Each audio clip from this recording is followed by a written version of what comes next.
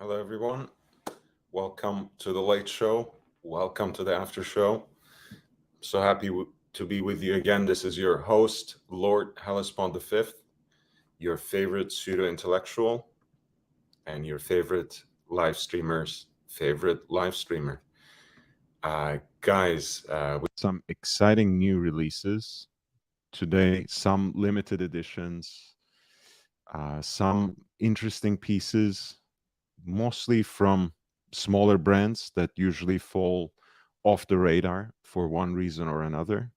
From different price points, really interesting segments, interesting offerings. They're not duplicating each other, they're not replicating anything else that is exactly on the market. And that's why we like them, that's why we enjoy them. The first one I'm going to share with you is from Parmigiani Fleurier. As you know, Parmigiani Fleurier is a very interesting emergent independent brand that is really pushing its own unique take on watchmaking. They're based in Fleurier, of course, established by Michel Parmigiani.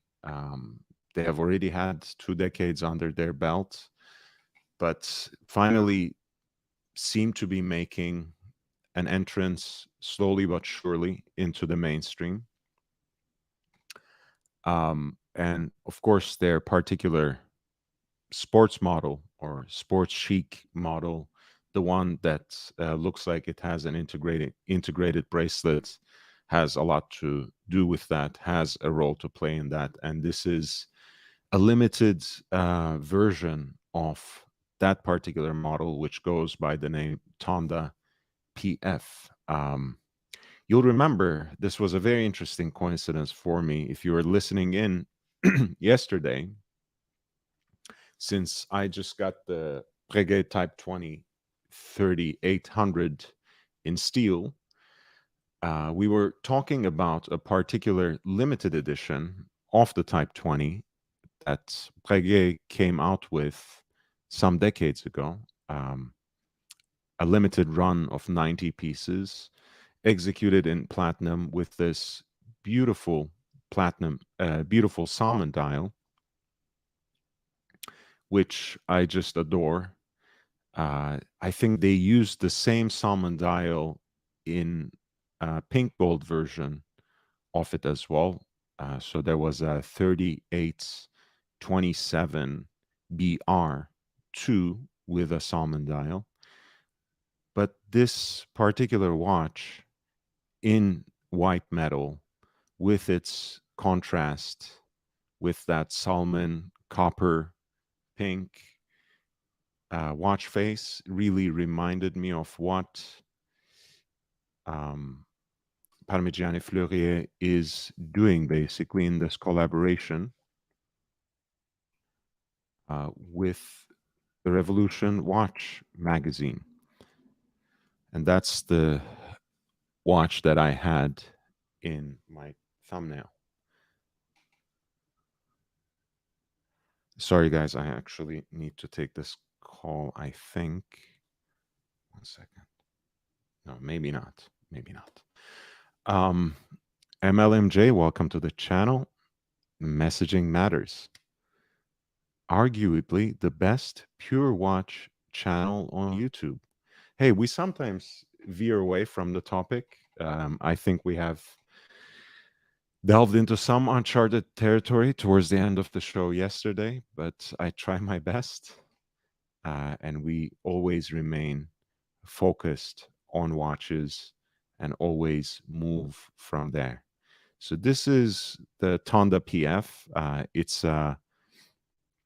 It's a watch that we sung the praises of many times on this channel. Beautiful steel sports watch with a micro rotor movement.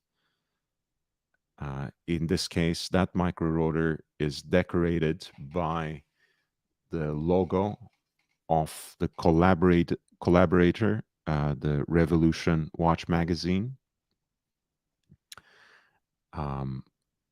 And you have this beautiful platinum slash copper dial. And I love the fact that they, again, went through the effort of matching the background of the dates disc with this exquisite dial color. As you know, Parmigiani Fleurier now has a new CEO in Guido Terreni.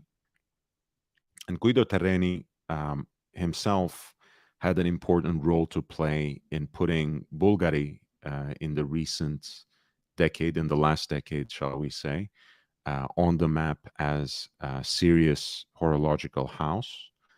He's now with Parmigiani Fleurier, and I think that collaboration or that appointment is slowly but surely bringing the brand some measure of recognition, some measure of serious consideration among rising independent makers. This is unfortunately a piece that is released in a run of 25 watches. So if you are genuinely interested, I'm guessing it has some sort of premium on the usual serving as well, which is, I think it runs around $20,000 or so. So if you're actually interested in the watch, I think you'll be best served in emailing Revolution Watch directly. I think it's launching later today on their website, but you might be able to get on the early action if you perhaps send a kind email to this individual here, Maria at revolutionmagazines.com. And apparently, Wei Ko, as he usually does, I think he has a very strong pen, especially among watch journalists. I really appreciate him. He has been writing about how this particular sunset was the inspiration behind the color of that dial. It's a nice story. At the end of the day, you could have passed on the sight of this particular watch as saying yet another watch with a salmon dial. But I think it brings out the chic aspect of this particular watch and tones down perhaps the sportier and more modern feel of it by using this particular dial color. Let's see who else is in the chat. Tim G says, may not make the economic collapse that's going to happen. Who would know? Who would know? I wouldn't place any bets on it, honestly, Tim G. So you may have a point there. Messaging Matters says, quick question on the Type 20. What's the name or nickname of that big totalizer hand? It's Zeppelin or Flame-like. My favorite feature. Some Panerais have a small second hand that looked exactly like that. I have seen it called Fusile hand. I have seen it called, what was it? I've seen it called a few different ways. Let me see.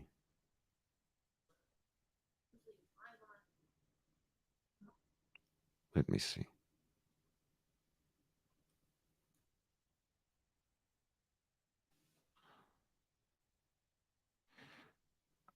Um,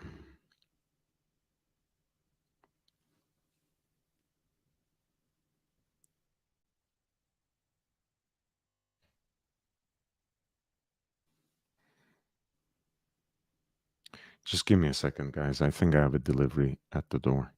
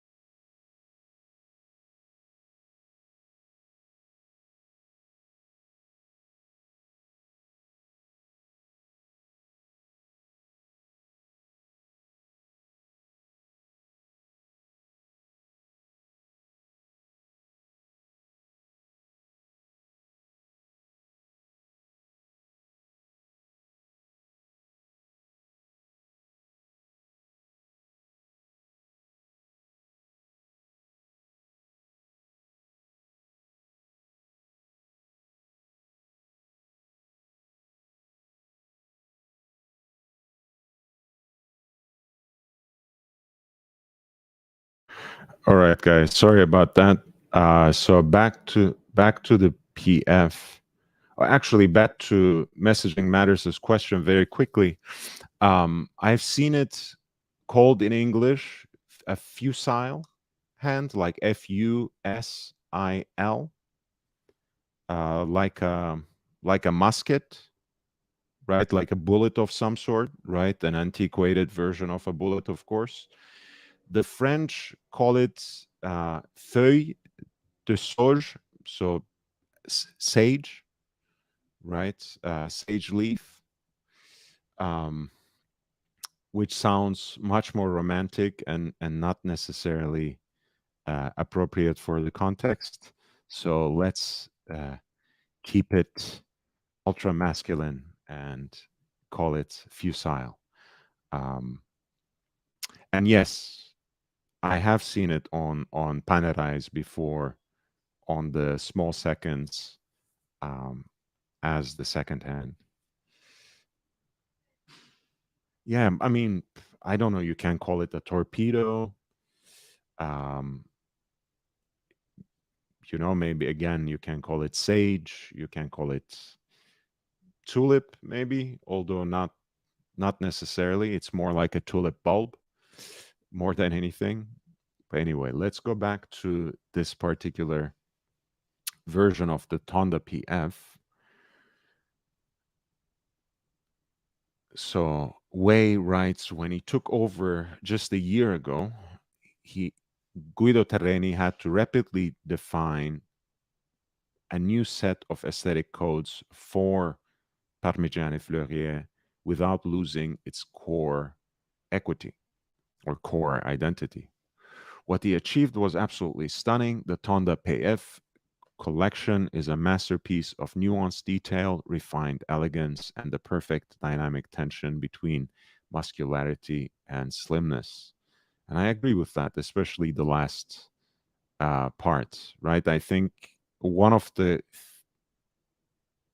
one of the tender balances that you need to strike with this particular category of watches, since the codes and ideals of this watch were set in place by first the Audemars Piguet Royal Oak in 1972, and then the Patek Philippe Nautilus in 1976.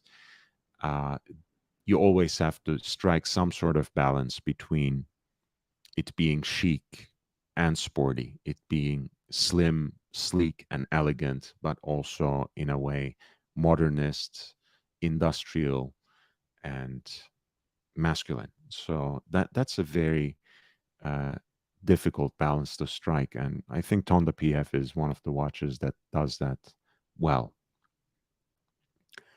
Um, and one thing that I really like about it is this stepped bezel where you have the coin edge uh, bezel at the bottom and then a polished platinum at the top.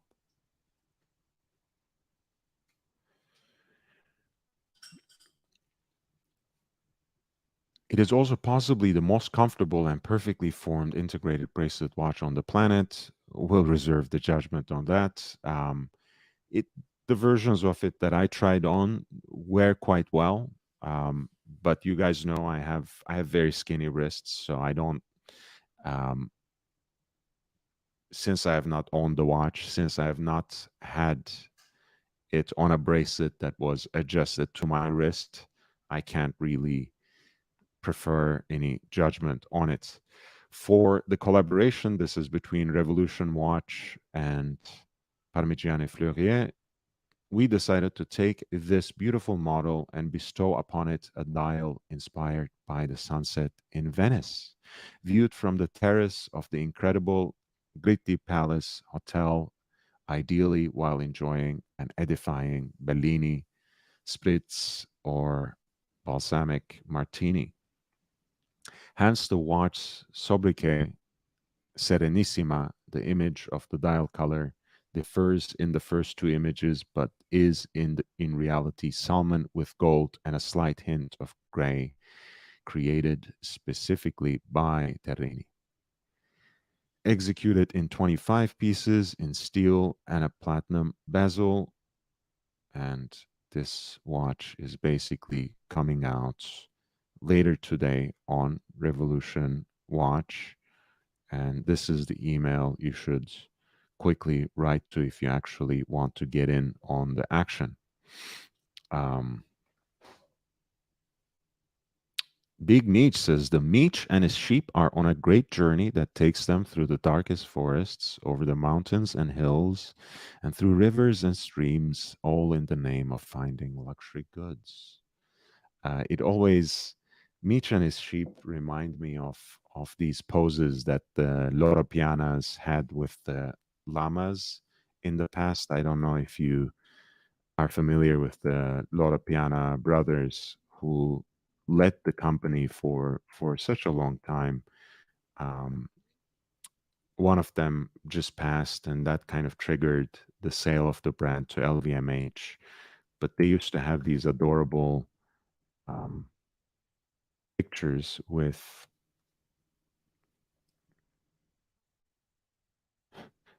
the with the animals. Let's see. Maybe we can find it in that article. No. Yeah, it was Sergio Loropiano who passed. Um,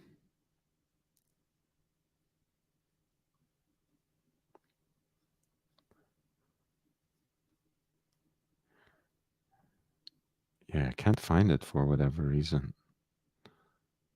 I used to. Yeah, I guess they wanna shift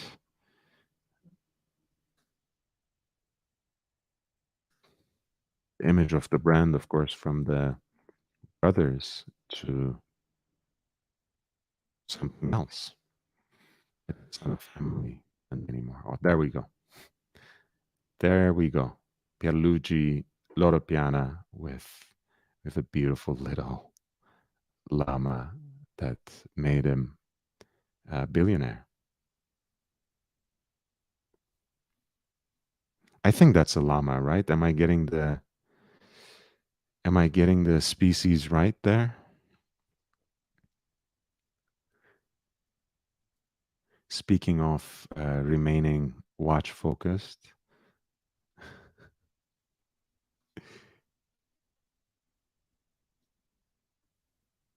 all right, George Varghese. Good evening. Love the PF. Pulled the trigger on PF Tonda Chrono GT with burgundy subdials. I think that's amazing. The AD said all new PF Tonda releases are sold out. Absolutely no discount. That's I think you made a good decision there. Full on John, welcome back to the channel. This is I like them both, honestly. I like the Chrono versions, but I think there's a particular charm in the simplicity and plain elegance of the two-hander as well. Um, and and the GMT version too, the Rattrapante GMT slash home time version too is pretty interesting.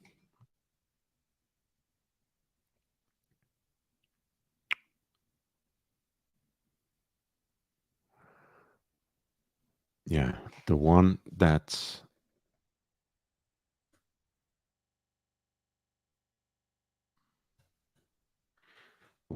George just got should be this particular piece. Um, no, not this one.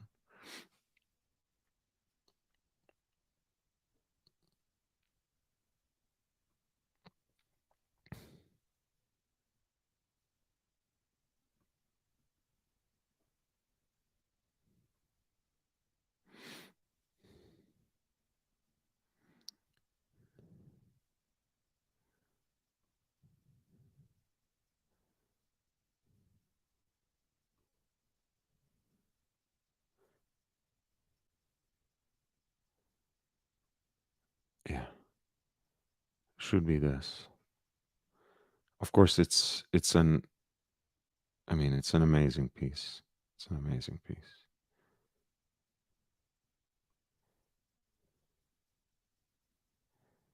I think I thought they had it in steel with the burgundy dials as well, and I know in steel it's also an annual calendar in addition to the chronograph. But hey, in every execution, I think it's an amazing piece, whether it comes with the rubber band or with the full bracelet, in whatever dial layout. In a way, it reminds me a little bit of the second generation Vacheron Constantin overseas chronograph, the Tonta GT chronograph in steel.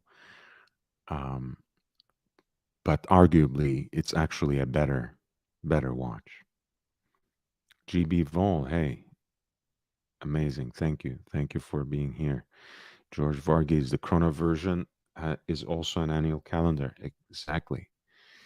And yeah, this is a great piece. It is the stainless steel version that you got. Exquisite choice, my man. It's a great piece, and I don't know where it disappeared exactly in the um, on the website.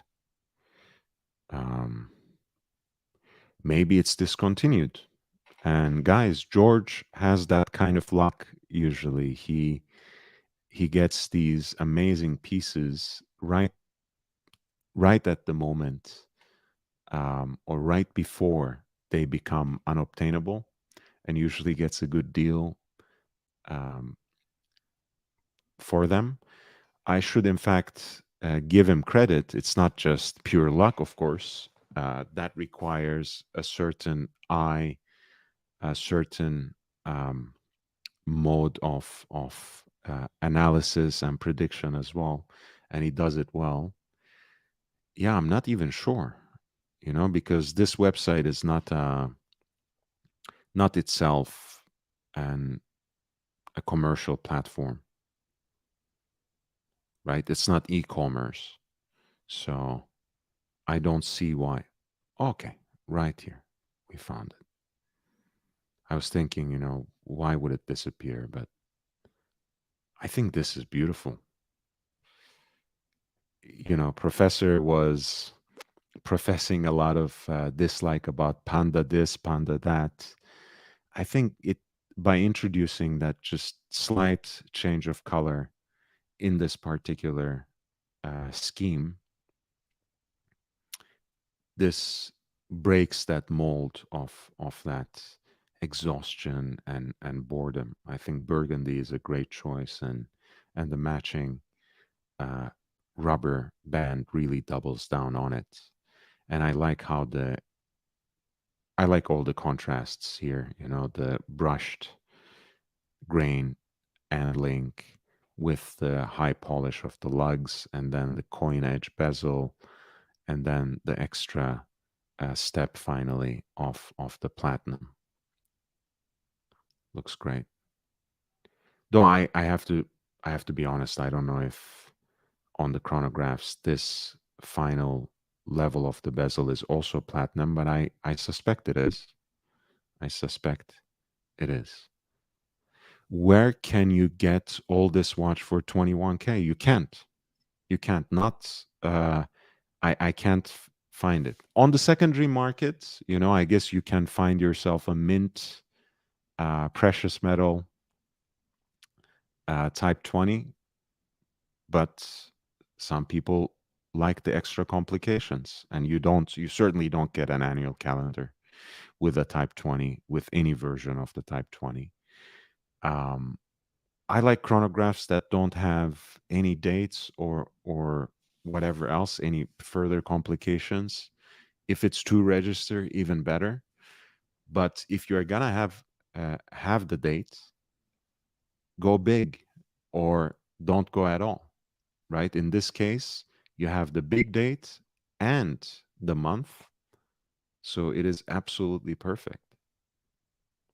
there's a great balance in that dial, and there's a kind of dashboard feeling here with the um, continuous seconds too.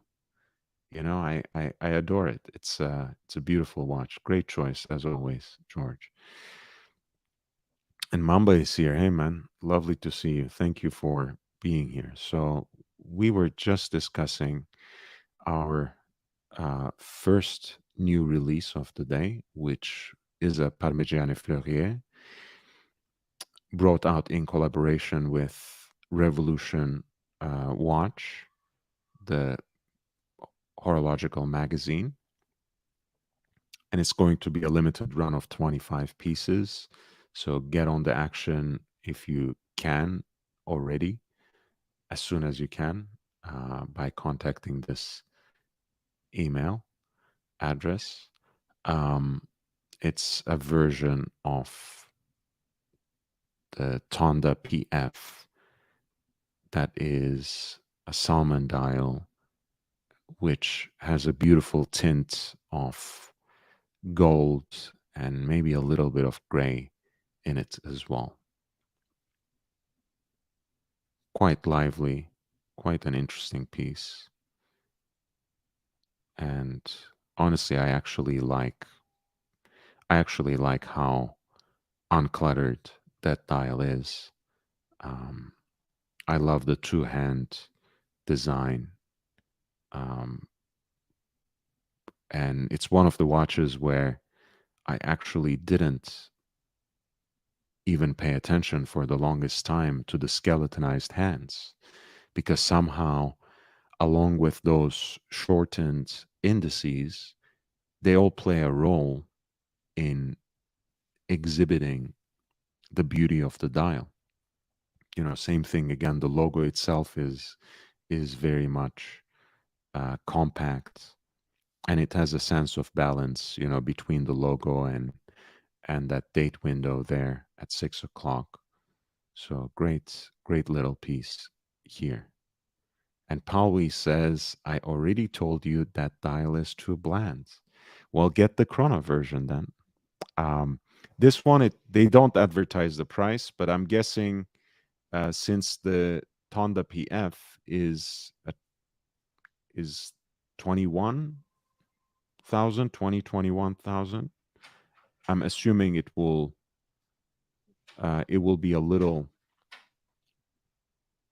it'll be a little more than that. It will carry some sort of premium.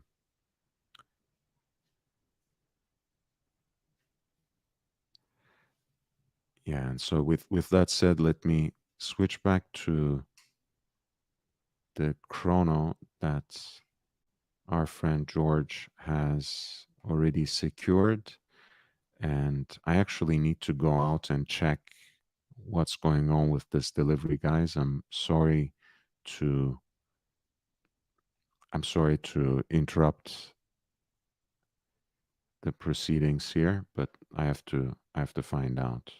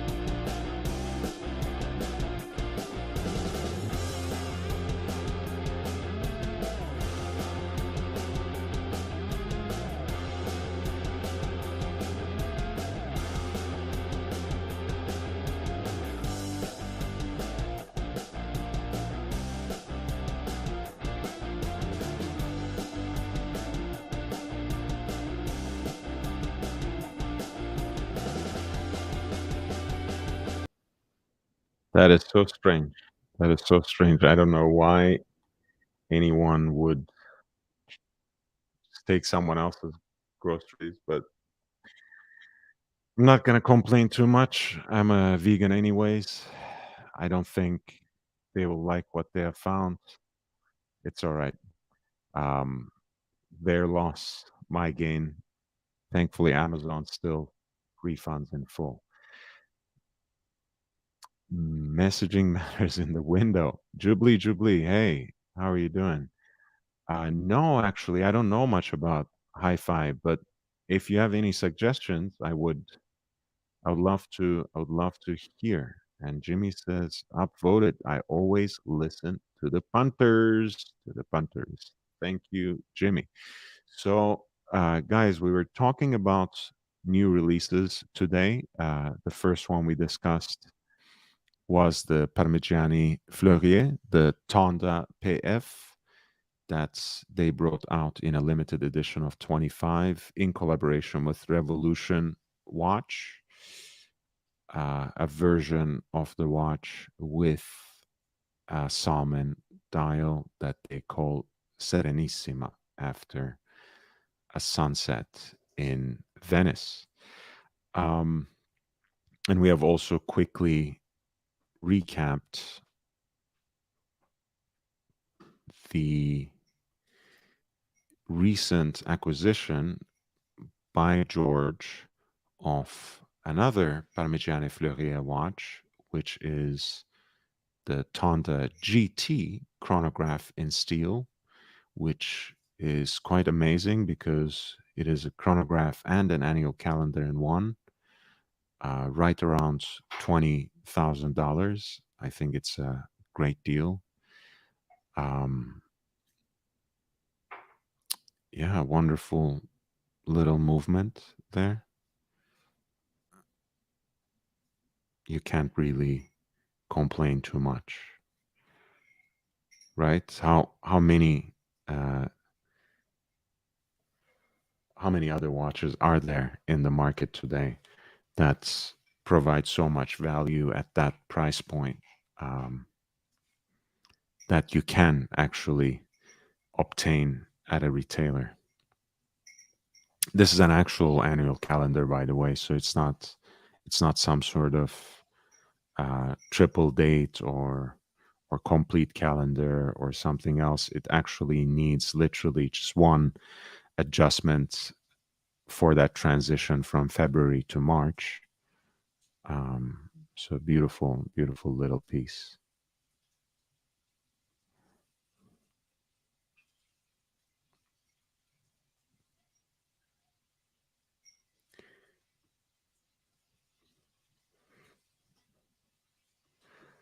No, no, that's the funny thing, GB Vol. They usually do. This time, I don't know what was wrong with the delivery. No photo provided, nothing. They just ran, didn't call. Whatever it is, it's okay. It's not a big deal. I can survive. Messaging Matters says, what's worse, stolen groceries or melted ice cream? Absolutely the melted ice cream. Messaging Matters, that ruined my night the other time. So I'm glad missing groceries. That's nothing. That's water off the duck's back, man. It's not a problem. So the second release, and I want to draw attention to this because it is actually coming up in a little more than 10 hours. The pre order window is going to open for the new 34 millimeter Kurono Tokyo watches offered in these four models, 80 of each. Um, as you might know, Kurono Tokyo is the pet project of the Japanese independent watchmaker Hajime Asaoka. And he usually comes up with two different kinds of watches in these, either chronographs, quite, I guess, appropriate to the name, and then also some dress watches. And here you have an aesthetic that uh, basically abides by the dimensions and proportions of vintage dress watches from days of yore, where we weren't yet so deeply affected by the hormones in the chicken, as the pontiff says, um, and where 34 was considered an um, eminently wearable size, especially for a dress watch. And you also have a certain touch of modern quirk and flair by the addition of the colors, by the Arabic numerals around that ring, the railroad track on the chapter ring, the syringe hands, and the touches of blue on the hour, minute, and seconds hand, I think make them very attractive to me. I love all the four, but I think I love the ones with um, the blue, with the teal ring and the red the most. And I think the blue one might be uh, the one to get against that textured leather strap in tan, but the red hour ring with the blue jean grain strap is also quite fascinating. Great little release. It's coming up in about 10 hours. It will be exclusively available on Kurono Tokyo's website. Um, I expect them to be gone uh, in minutes, probably, if not within the first hour. And they're priced just around $1,000, which is 150,000 yen, 150,000 Japanese yen. Of course, these watches are not produced at the level of care and attention to detail that Hajime Asaoka's really made to order pieces are. And also, they are powered by a pretty generic Miyota movement. So that's a Miyota 90S5.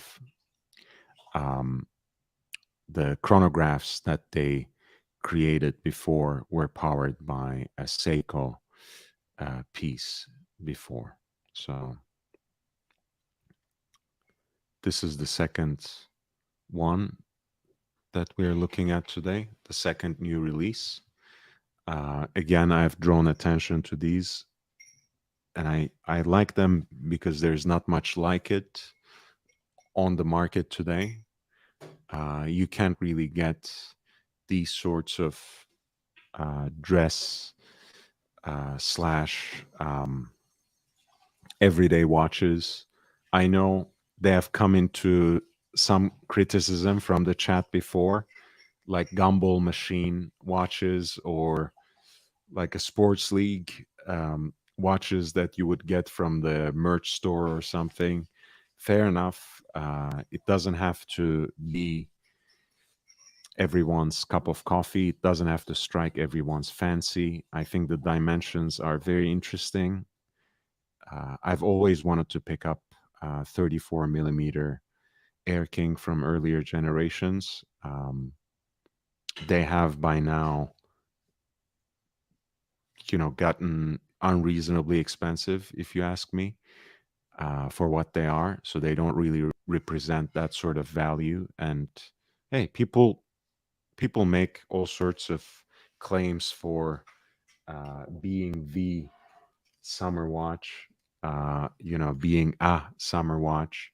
I think these, in terms of their wearability, in terms of the fun color schemes that they represent, depending on the climate you find yourself in, if you are not facing a heat wave like many of us in the northern hemisphere are as we speak, you might actually get quite a lot of wear out of something like this in the summer.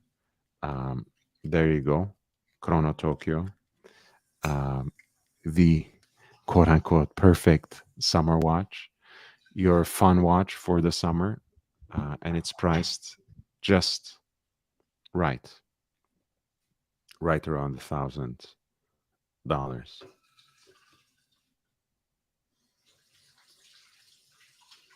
And they have been basically being exhibited um,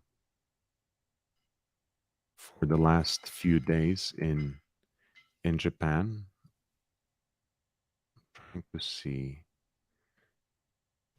Yes, there are a few pictures from the exhibition that Hajime Asoka posted himself. I think it was mostly on his Twitter page that he did. So let me go there.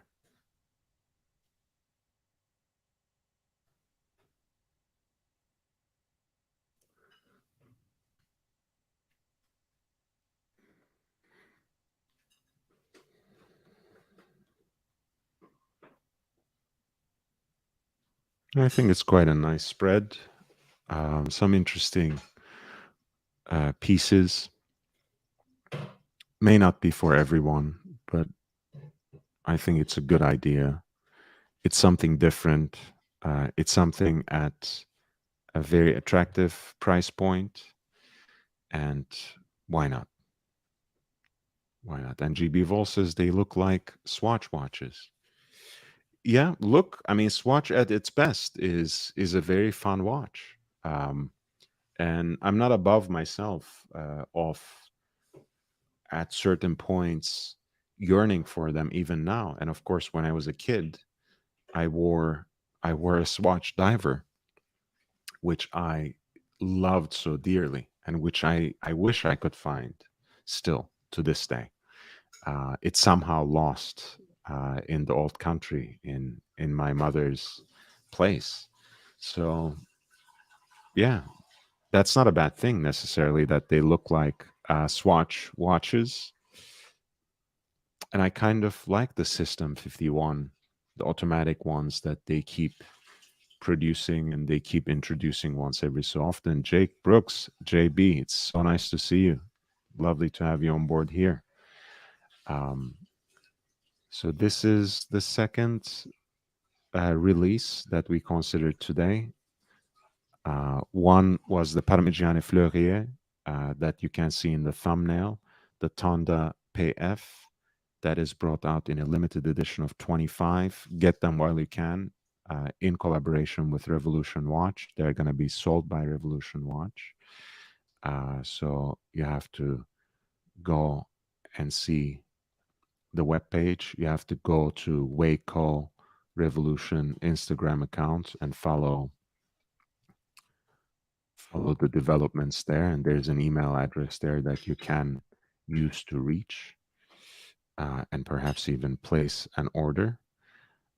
In the meantime, since we talked about Instagram, follow me on Instagram. It really does actually help me a little to expand the number of followers that I have there, as I'm doing here. That being said, again, if you have been enjoying the show, if you have been learning from it, please hit the like button. Subscribe if you haven't. I'm here with watch content every day, um, and not only in the form of these live streams. I'm gonna hit the. I'm gonna hit the. Um, I'm gonna hit the road in a couple of days, so I might be absent towards the end of the week. But tomorrow, or earlier in the day, I'm gonna do an bargain shopping episode on the Breguet Type 20, talking about the deal I made for mine that I've just acquired, and also hunt for some deals for you guys for a similar watch, if not exactly the same, uh, on Chrono 24 specifically, but I might also drop by on eBay as well. Um, oh, thank you, Ghibli. Thank you for following me. Thanks.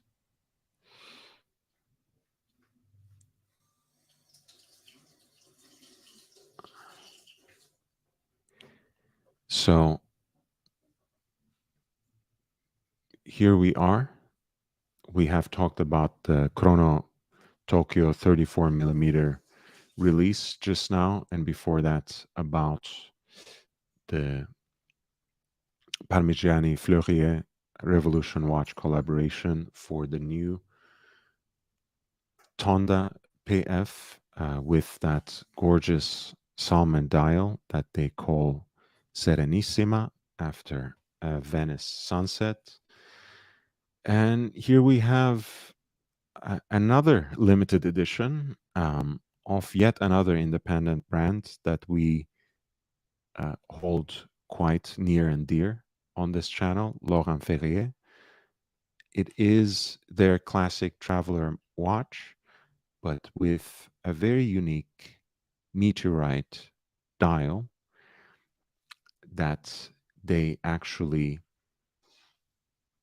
paint in blue by dipping it in a galvanic bath.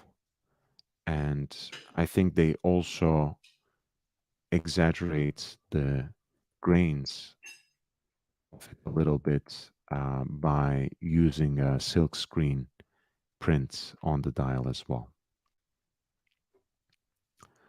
So the Classic Traveler is actually a model that they had introduced almost a decade ago by now. This is going to be a limited edition of it in 15 pieces. Um, as you can see, it's has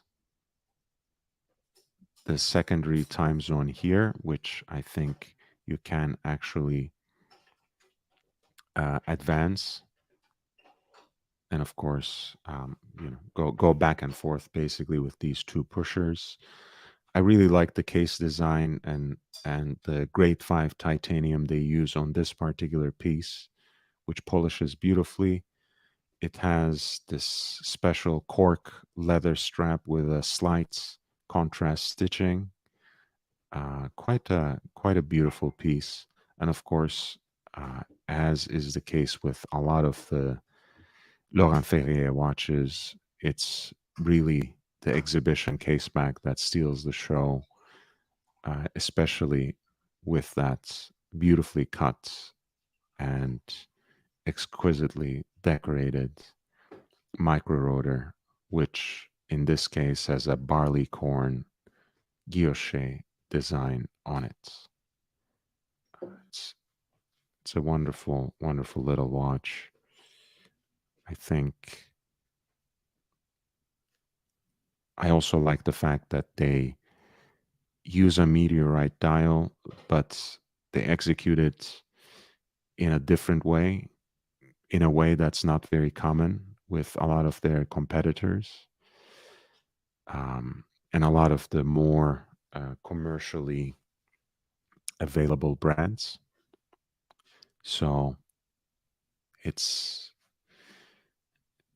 it's really amazing. I want to read a little bit about the meteorite they use and the way they prepare it. The dark blue dial is made of real meteorite. Each dial is unique, of course, as is with usually meteorite, and comes from a particular and completely different fragment of a meteorite called Muoni, Mu, okay, Muonionalusta. Muonionalusta. This meteorite struck northern Scandinavia, west of the border between Sweden and Finland, around a million years BC. It's one of the oldest meteorites to have struck the Earth. Muonionolista.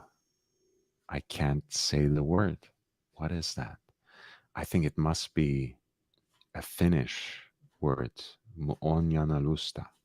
Muonionalusta. All right, got it right. Finally. Originally anthracite in color, the blue is obtained by immersing the meteorite fragment in a galvanic bath to give a deep metallic blue.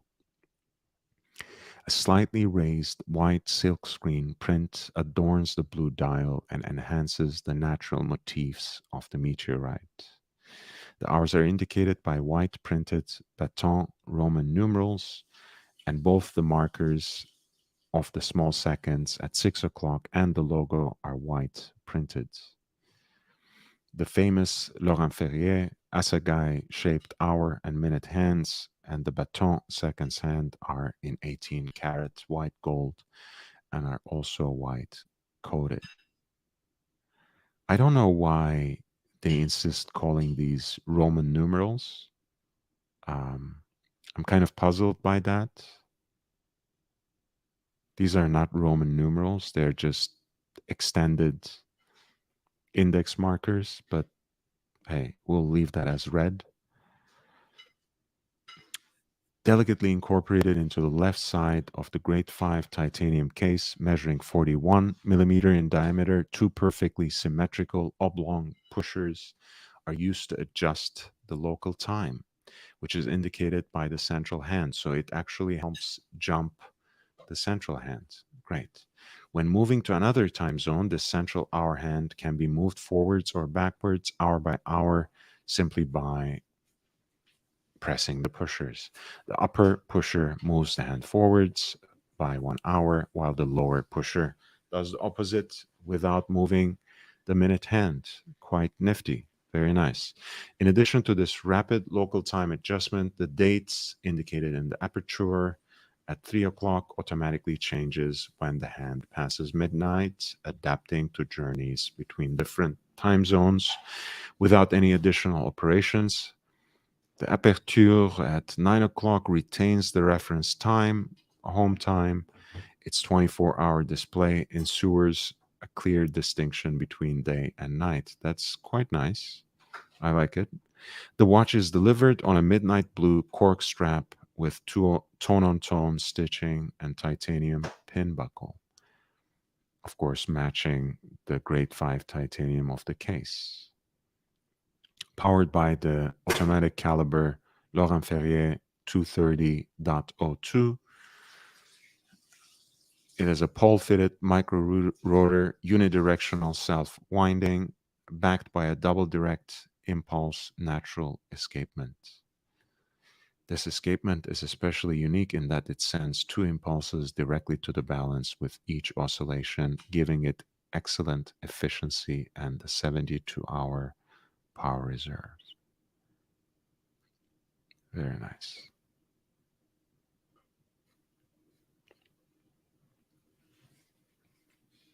I think this was also on Revolution Watch earlier this month. I remember seeing it, or maybe it was on Waco's own page. No, right here. Yeah, it's really a beautiful watch. So you can use the jumping hour function forwards and backwards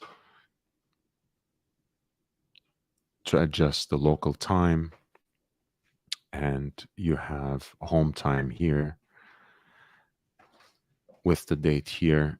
Honestly, I have to say, I don't particularly enjoy the dial layout and the expression of travel time in this watch. I think it's very confusing with the dates and uh, home time expressed, home hour especially expressed in, so digitally and both with Arabic numerals. Um, I don't know. I find it a little confusing aesthetically. Not that anyone would mistake the hour indicator for the date indicator, but it's just, it's not happening for me. Something is not clicking aesthetically. Messaging Matters suggests that I get the Moonwatch. And this is what Revolution wrote about it. So it was the classic traveler was made his debut in 2013. It was based on a module on the microrotor movement that displays the home time digitally in an aperture at 9 o'clock right here. The result is the classic traveler, one of the most aesthetically and technically refined travel watches on the market. The technical side I can't disagree with, but I strongly disagree with the most aesthetically refined. I think this is just an awful idea, honestly, to have the date expressed digitally in Arabic numerals at 3 o'clock, and then to have the home time, the hour specifically, also digitally expressed in Arabic numerals at 9 o'clock by simply a different kind of aperture. I'm not sure if it actually does a good job. I think it's not a good design, honestly, but someone um, might disagree with me, and they should feel free to do so. I know the link is already pinned there. Feel free to jump on and argue with me about the Laurent Ferrier Classic Traveler. I still love this particular edition. I know it's just a limited run of 15 pieces, but I love the way uh, they have this unique meteorite dial. And of course, you will say that they are all unique. Fair point. But this one is immersed in a galvanic path to gain, to reach, to realize this particular shade of blue. And also the natural grains of that slice of meteorite is enhanced by white silkscreen painting on top of it. But let's read about the movement, which is really, I think, the highlight of this watch in either case. Not only has the movement been finished to an exceptional degree, but it is also equipped with the highly exotic natural escapement. It is also, and not only is it a natural escapement, it is also the closest interpretation of Breguet's version in that both escape wheels have an additional set of vertical teeth that locks and unlocks the détente with no additional wheels below driving the escape wheels above, resulting in a highly compact, low inertia construction. Both escape wheels are fabricated from nickel phosphorus.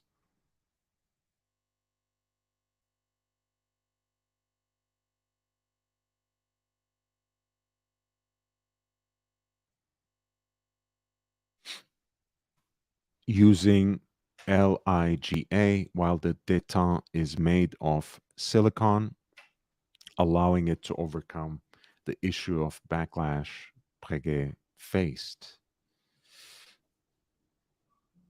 Yeah, this is again a North America exclusive, just 15 pieces made of fragments of that meteor or meteorite that fell on northern Scandinavia about 1 million years before the Common Era, Moonionalusta.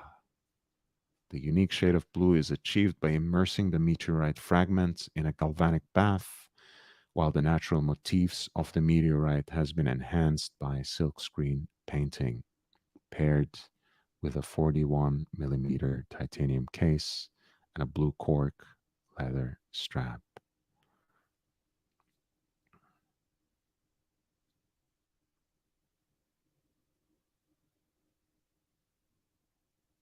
Yeah, I love the dial.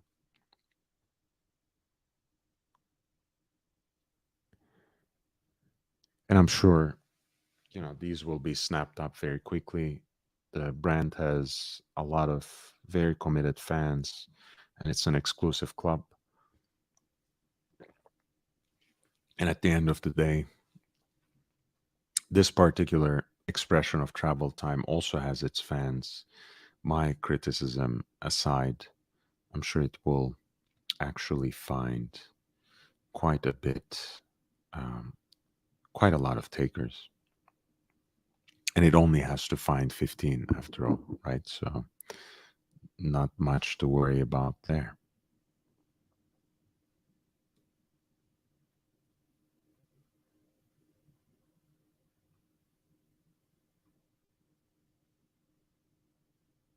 Hey, BC, nice to see you, man. Thanks for coming by.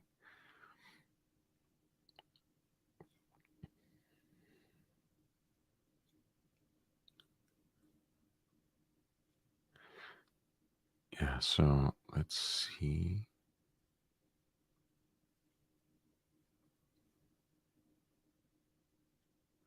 I wonder if they have already put the watch on. No, not really.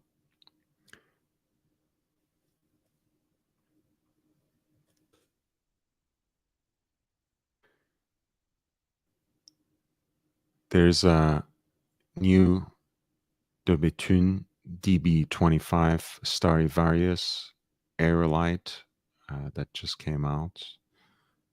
I think these are also quite beautiful. I like the balance that this brand has between classical codes of dress watch design and some futuristic element that really reminds me of a lot of science fiction TV series. It's the interesting thing is, of course, that this dial has a similar slice of meteorite right at the center of it. Also, a slice of Mo'oniana Lusta, the world's oldest known meteorite that struck Earth more than 1 million years before the Common Era.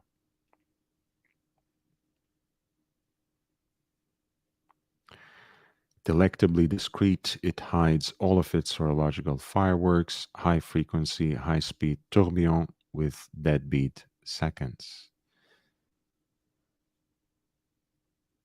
And instead, the highlight becomes this meteorite dial executed in a way to represent a starry sky.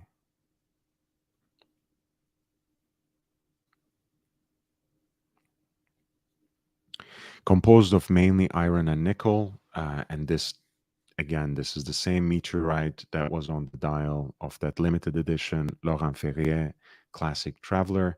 The meteorite in question, when sectioned, reveals a crystalline structure characterized by a 60-degree angle cross-hatched pattern, also known as Wittmannstätten pattern. Right, this is what they're talking about. This is Wittmannstätten pattern.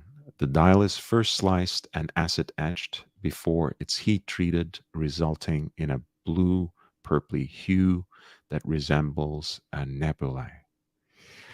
A multitude of tiny white gold spheres of varying sizes are then pressed by hand into tiny holes punched into the dial, depicting the stars. They are scattered across the Milky Way, which is the result of a shallow laser engraving that is then covered in 24 karat gold leaf. The specifics of the constellations can be customized according to a precise sky map at a desired date, time, and place. Imagine the possibilities, right? It can be people look for birth year watches. Hey,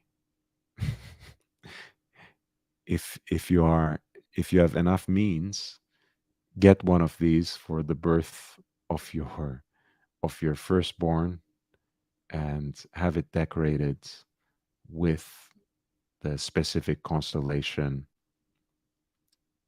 that has the date, time, and place of where your child is born. Speaking of a birth year watch, this could be an interesting take on it.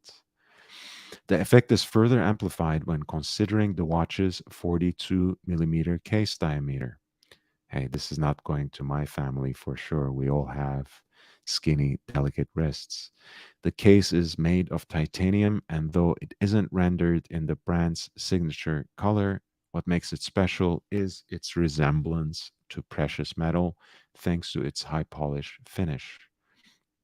And again, that's the other element that ties these two watches together, right? Both Laurent Ferrier Classic Traveler and this De Bethune DB25 Starry Various is executed in high grade titanium that is highly polished and has quite a unique aesthetic that you usually don't come across in other executions of the titanium. Inside is the deeply impressive caliber DB2109V4. As with all the movements the brand develops, every aspect of the transmission system, from the mainspring to hairspring, has been optimized and protected by patents, making a De Bethune watch mechanically singular, in addition to its inimitable outward appearance. The caliber is equipped with two barrels, each fitted with six jeweled blades, arranged like a propeller on both the upper and low faces of the barrel to minimize friction of the mainspring against interior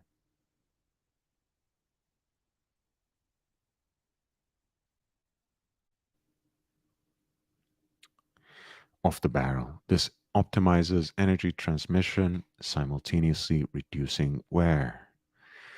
Elevated above all else in the movement is the skeletonized blue titanium bridge that retains a secondary escapement for the deadbeat seconds.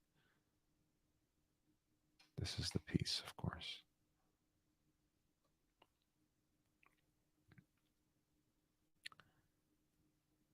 It comprises of a pair of solid gold escape wheels mounted in a coaxial configuration, along with a coiled spring and a jeweled pallet. The pallet swings back and forth, releasing the wheels one tooth at a time, advancing the second's hand in jumps.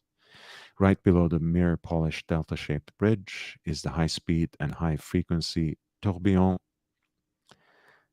It contains a balance wheel that oscillates at a frequency of 5 hertz or 36,000 vibrations per hour, which is extraordinarily high for a tourbillon, while the cage makes one revolution every 30 seconds, twice the speed of a conventional tourbillon.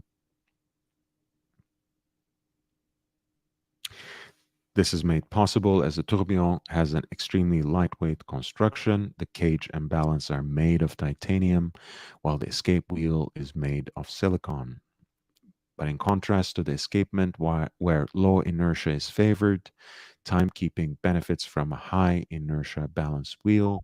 This is accomplished through its high frequency, and at the same time, the titanium balance is further fitted with white gold inserts.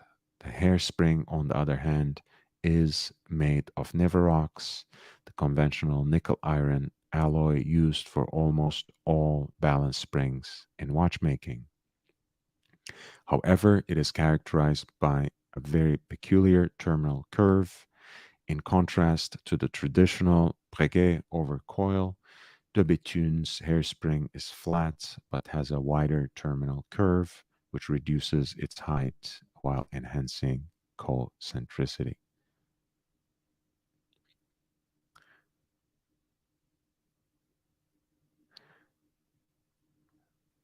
So again, it's an amazing piece that has a lot of interesting dimension to the dial, which is further enhanced, of course, by the integration of that meteorite, of which a slice we have also seen on the face of the Laurent Ferrier Classic Traveler in the North American Blue Meteorite limited edition.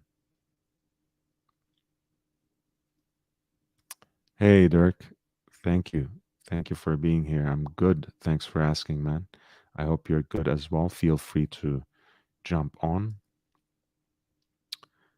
John Dondola says, good evening. Hey, welcome. Welcome. Jay Sykes says, something about microrotor movements are so beautiful.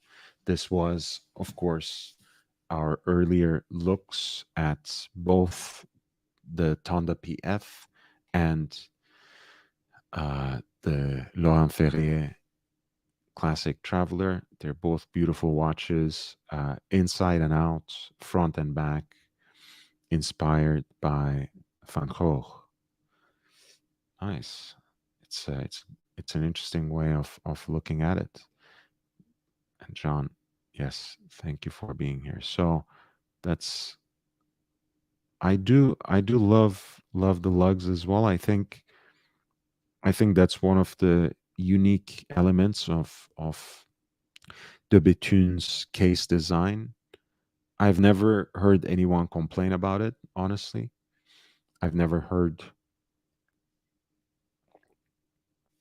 anyone taking them to task for their robustness and reliability. I think usually the problem with the Betun watches is the price. I'm trying to remember what EB25 Starry Farius actually sells for. Um, and I think, yeah, the line starts at like 60,000 and goes up from there. So I'm guessing this particular version with what they call the Aerolite or the meteorites from Moonionalusta, the that place between Sweden and Finland, probably has quite a bit of premium placed on it. But I mean, they make beautiful watches. Let's take a look. Um, before we took a quick look on the Betun on this show by George's urging for the most part. We were in fact looking at the DB25.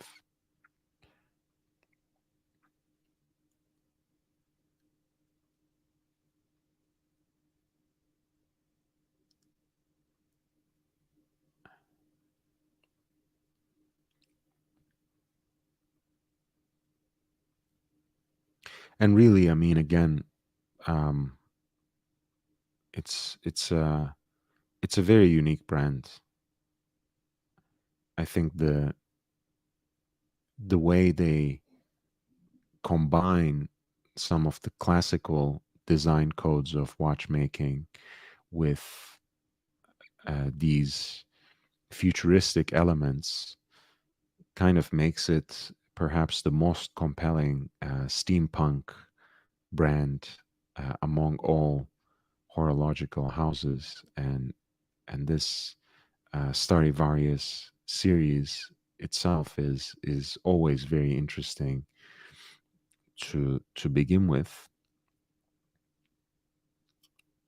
like in this version, for example.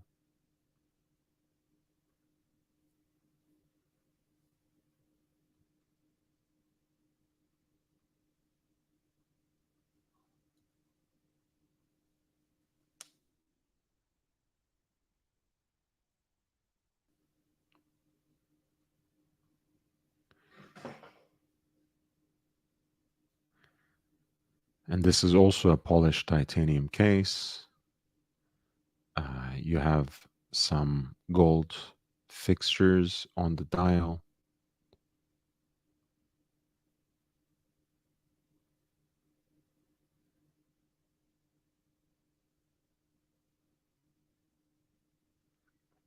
You have those classical breguet or palm apple hands that are slightly curved, again, to follow the lines of the dial. Um, you can you can see how every detail is considered very carefully in design, and it's a very strong design language indeed. So it's a kind of piece that you would either love or hate. And honestly, from a certain distance, I love it. I'm not sure if this is a kind of watch for me, even if it were in my price range, even if it were within my budget, but it certainly is admirable, even as a work of art, really. MCM, hey man, lovely to see you and lovely to see your beautiful uh, Malinois, I think, right? That's the breed of your dog. And yes, the bridge they have, that blue titanium bridge they have on the back, often reminds me of the Star Trek logo. You're absolutely right, Dirk Diggler. And that's why I think, again, the watches have a very compelling retrofuturistic feel. Uh, Love it. Jay Sykes says, "Where are the mods?" There are not many. There are not many. Mr. P says he put them to sleep. He put them to sleep. Yeah, Jake was here earlier, but there are not many, unfortunately.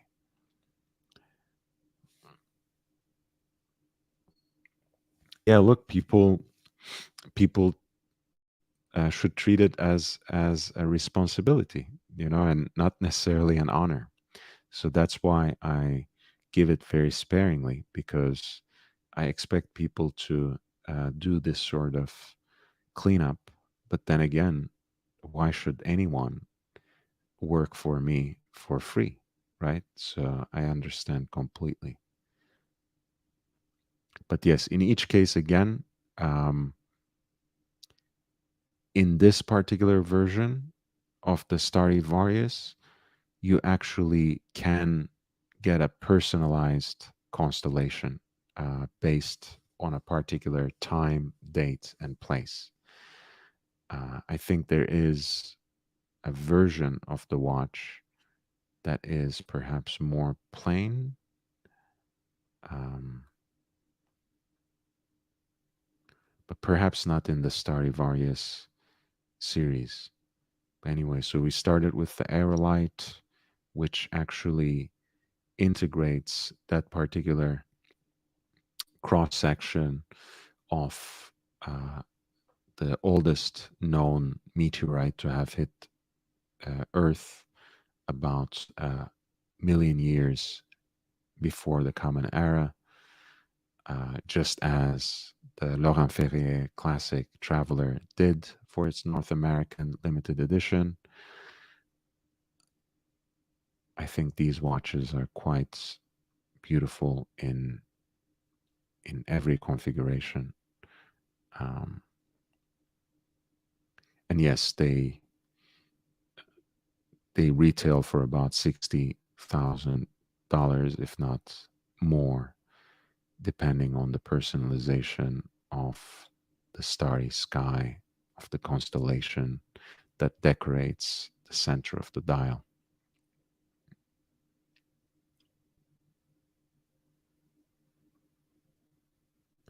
No, I don't sleep much. I don't really get to sleep much, Dirk. And I understand. I know you're also um, you have been recovering lately from COVID, so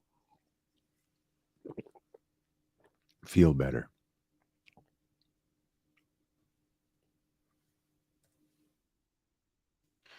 Speaking of micro rotor movements, again, they had an earlier limited edition of 15 with this particular shade of green. Of course, they have their classic origin in blue, which has this gradient blue dial. I think again Laurent Ferrier is another brand that quite beautifully blends elements that are very classical of watchmaking and some modernist touches. A brand that combines what is quite iconic, conventional in the tradition of watchmaking with their own unique and distinctive touches, and you can see it all over their catalog, um, right? If for example the case designs are quite simple and elegant and classical, and that goes for both round shaped and the cushion shaped cases. Um, and the crowns are usually this small onions, which again I think are quite beautiful and have this vintage inspiration.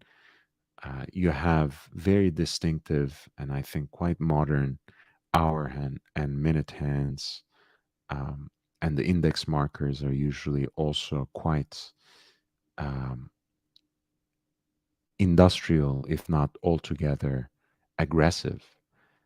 So I quite like their designs. Um,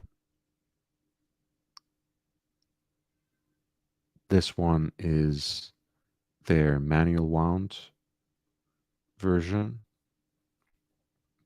It's actually cheaper than the micro rotor watch. This is, I think, a case in grade 5 titanium, again, polished titanium.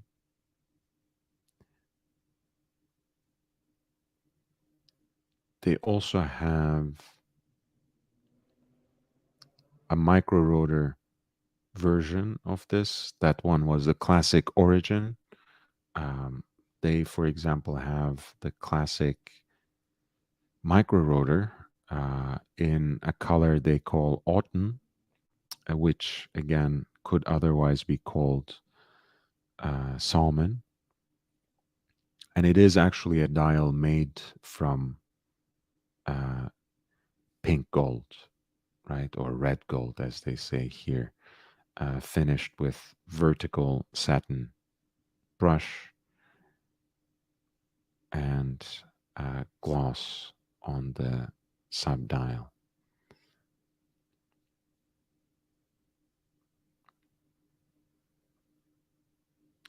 And in this case, you actually have the case in steel.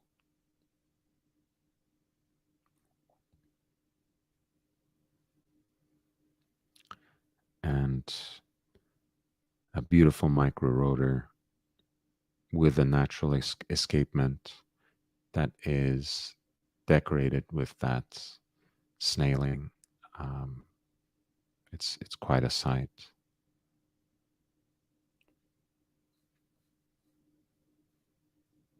And this one retails for around $47,500. There are some interesting deals that I've come across recently in the secondary market. Um, so this is a brand, if you're looking for the bargain, if you're looking for the deal, if you are um, a bargain shopper, you need to take a look at how these perform in the secondary market. And there's quite a bit of a value depreciation, which for the collector is actually quite nice. I especially love this. It was in 2015 Grand Prix winner in the horological revelation category. The cushion shaped case, of course, is quite reminiscent of the original Rolex Oyster. So I like it. Again, that idea of splicing together what are classical design elements with what is more modern, more contemporary, and what is distinctly their own, finds really a quite a compelling expression here.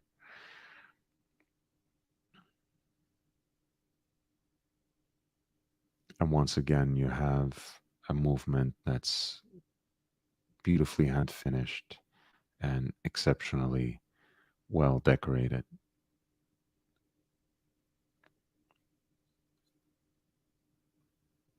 And I love their hand wound calibers as well. I love their manual dress watches too, but I think the micro rotor ones are really, really special. Midtown Chuckster, hey man, thank you for being here. The Stradivarius was amazing, and Dirk Diggler says I ate something bad. Oh, I'm sorry, man. Feel better. Get better soon. Jake Brooks says LHV is still buzzing from the Breguet pickup. Yeah, I love it. I love it. I've been playing around with it the entire day. Um, yeah, I think from the way I've been playing around with the flyback uh, chronograph, it will probably need a service soon. Yeah.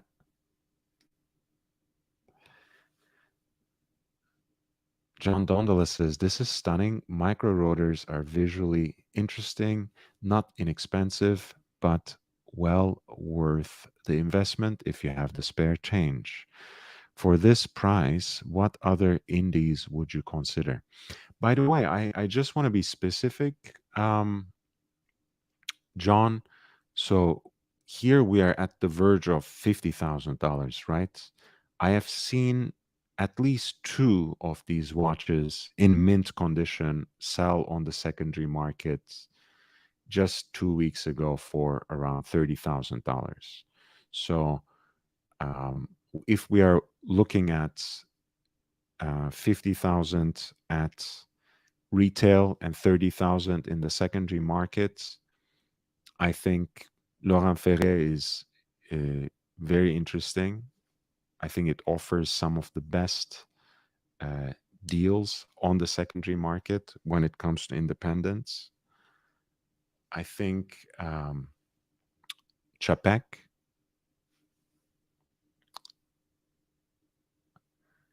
I would take this actually over the Saxonia, but I would take Lange 1 over this. So for me, uh, again, look, you can't consider um, Lange an independent per se. I think it would be unjust to do that. But considering that they produce somewhere between 4,500 to 6,000 watches per year, you can expect from them a similar level of quality. I think Lange is a great point of comparison. Uh, BND, of course, Bondage and Discipline from our community has both, right? He has both Lange Zeitwerk and has specifically this particular model from Laurent Ferrier. So he would be exactly the person to ask to compare. But I think I would both approach both of those brands in the secondary markets, and I would probably get Lange one in white metal above this. Um, I would place second the Laurent Ferrier uh, square micro rotor, and the third maybe a Saxonia with the oversized dates and a moon face, because that's a pretty good deal on the secondary market as well. I think one brand that people completely forget about very often is Chapek.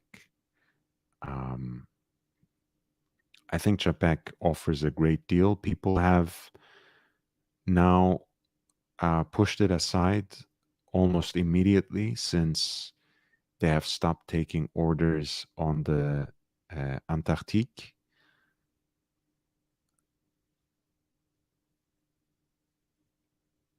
which is their sports watch, right? Which also has a beautiful micro rotor movement. The SAX H5.01, which is their first entirely in-house engineered, in-house conceived caliber. But I think their entire range is just amazing. This Kedeberg is their manual wound dress watch with 7 days of power reserve.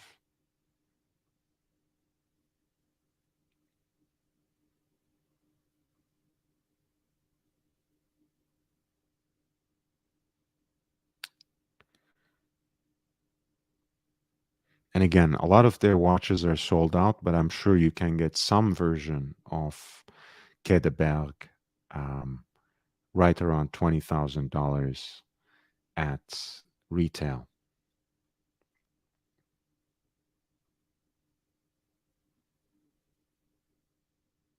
Right? The Aurora Borealis, for example, is still available for pre-order.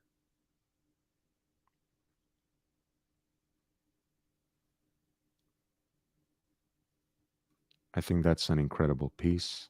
It's a hand-wound caliber with a 7-day power reserve.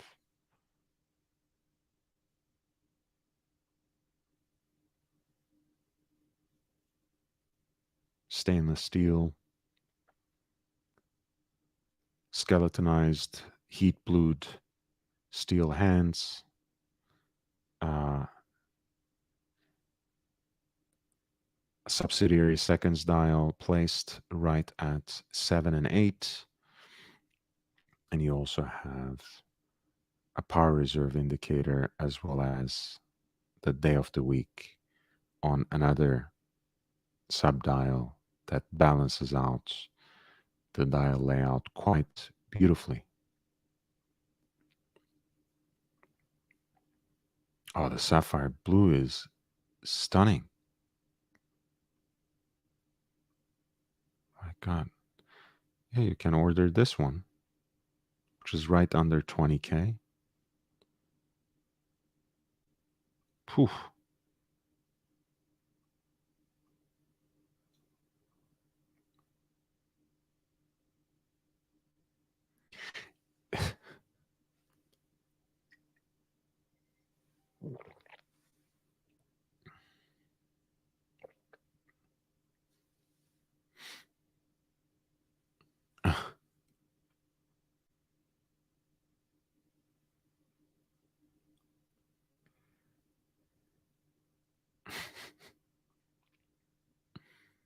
Incredible. I mean, they basically have enamel, hand guilloche, and stamping on the same dial. Beautiful piece. And it's extremely wearable too. 38.5 millimeter stainless steel, curved sapphire crystal, that unique flanque dial that incorporates elements of stamping, hand guilloche, and enamel. I think Chapek offers just an incredible deal at this time.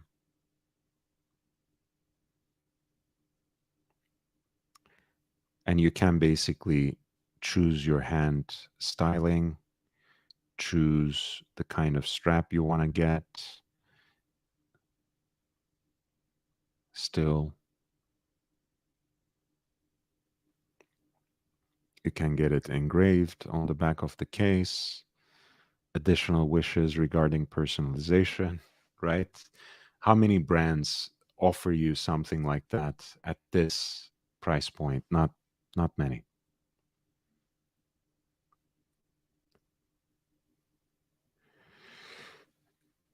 MCM kind of agrees with me. He says Lange is, of course, owned by a major group, which is Richemont, but they do whatever they want with a pretty independent spirit, and the Lange one is iconic. Yeah, so it's I think Lange one is still a very if you want a dress watch in precious metal that has its own character that is quite distinctive, that's a very safe place to go. A Lange one in your metal of choice on the secondary market is still a good deal. If you wait a little longer to the end of the year or maybe to the first quarter of next year, you'll get even better deals. The Laurent Ferrier Square, I think, is amazing. Um, that's going to be a little more expensive, even on the secondary market. Um, but hey, if you like it, if you want something absolutely different, something a little more exclusive, something you won't see on other people's wrists necessarily, that has never been my concern, but I understand why people are oriented that way. um, Laurent Ferrier would be a great option. I think Chapek is looked over all the time. I don't understand it. These hand wound dress watch series in Quai de Berg are incredible. The Sapphire Blue S, especially, is just a very unique piece with all those exaggerated statements about who has the best blue dial in the industry. I don't think anyone thinks about Chapek and their line of hand wound dress watches, but here we are. This is why this channel is your favorite live streamer's favorite live streamer. We talk about watches and we talk about watches that not many other channels even uh, bring up in casually in discussion, but we talk about them extensively in detail. And this is a piece again that's extremely wearable at 38.5, that you can personalize according to your own wishes, either with the arrow hands, for example, or with the fleur de lis hands that you have here. Uh, look at the dial. Oh my god.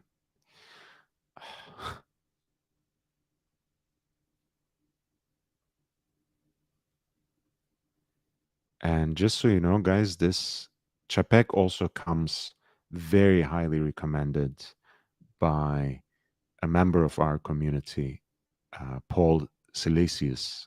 Paul Silesius has, uh, I think, one he already owns and one on order, and he really recommends this brand unconditionally. They also have a chronograph, an automatic integrated chronograph in Faubourg de Cracovie. Um, I think, again, a very interesting deal, a number of fascinating designs. Once again, I believe there is a possibility of customization. You can get something absolutely classical in this, for example, in Grand Feu with a white enamel dial.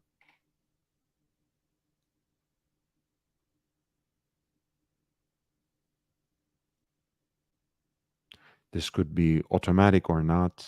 It could be a beautiful dress piece.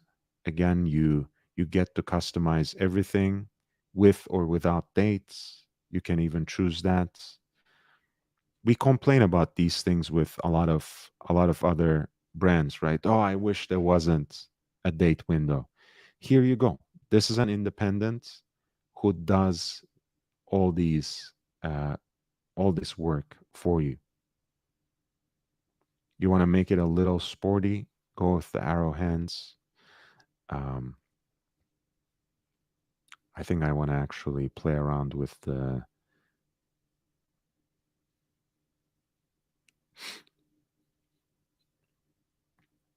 salmon dial version, but let's read a few more comments. Two notable watches at the Real Real, an overpriced hull in pretty good condition. JLC, an overpriced hull, Hulk, maybe. And Gigi Lecoultre Master Control Perpetual. And Jay Gray say, I want to feel a Chapek on my wrist.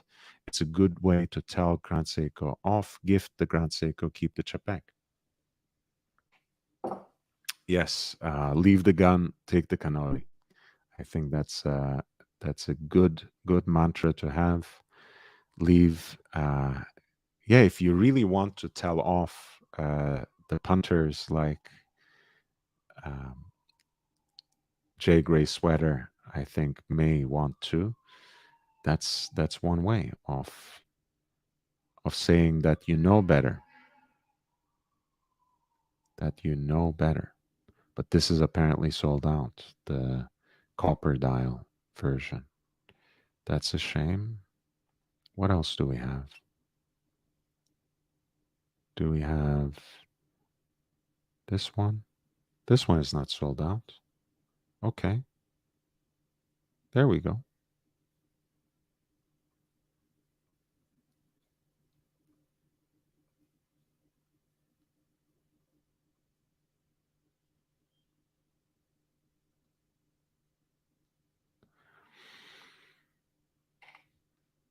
Yeah, amazing. I also love how they made those pushers sit so flush to the case.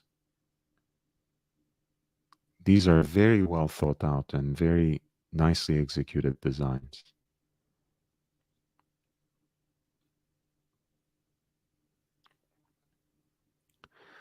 And again, I don't mean to say that I don't like their sports watch. I think the Antarctique is an amazing sports watch. I actually love the aesthetic, um, but somehow because they discontinued, well, they didn't discontinue it. I don't want to mislead anyone because they stopped taking orders on um, on the Antarctique, their sports watch. People basically cooled off Chapek for a while, and I think the CEO of the brand has been experiencing a little bit of a difficult time. I hope he's doing okay, but it is a time of transition for Chapek. They are expanding, they're becoming more widely recognized, but there's a lot to be admired in their line.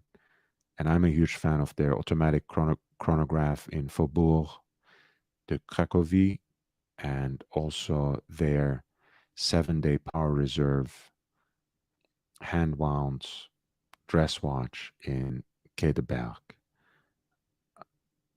If you want something that is a little off the beaten path, you want something that's you certainly won't see on anyone else's wrist. You want a stainless steel dress watch that would genuinely make a difference. There you go. Quai de Berg Sapphire Blue S, which is a smaller case size of 38.5, 38.5 millimeters in diameter, handmade, unique dial in blue with enamel, with hand guilloche, with stamping, um, steel hands with white galvanic treatment, white Roman numerals. They look applied to me. Um, Man,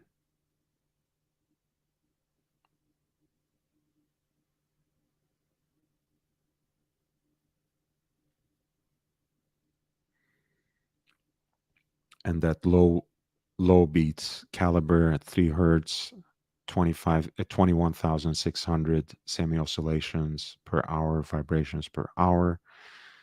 Um, I think it's quite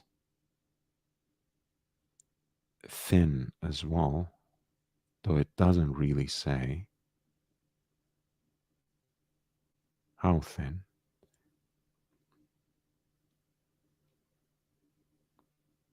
The movement is less than 5 millimeters thin, but what about the watch? Mm.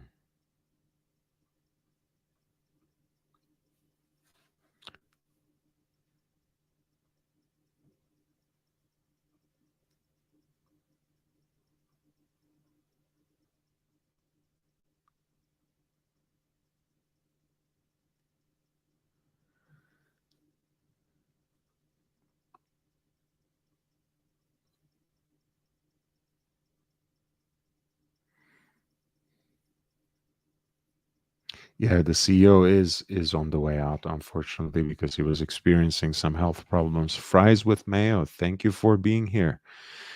Morning from French side Geneva Hotel. Off the work in a few minutes. Please enjoy your day. Have a good day at work, my friend. We'll visit Atelier du Bracelet in Geneva on Saturday.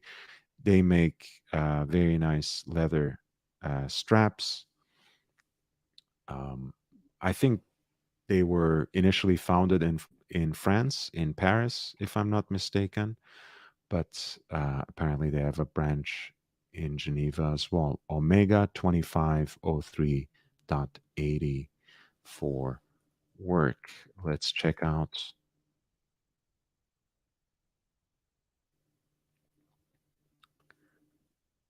Fries with Mayo's watch.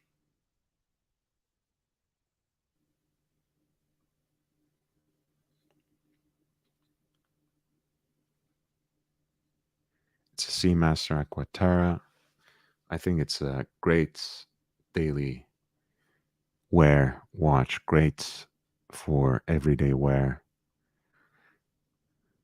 great for a daily driver and a diver too. Very nice piece. Wear it in good health and wealth.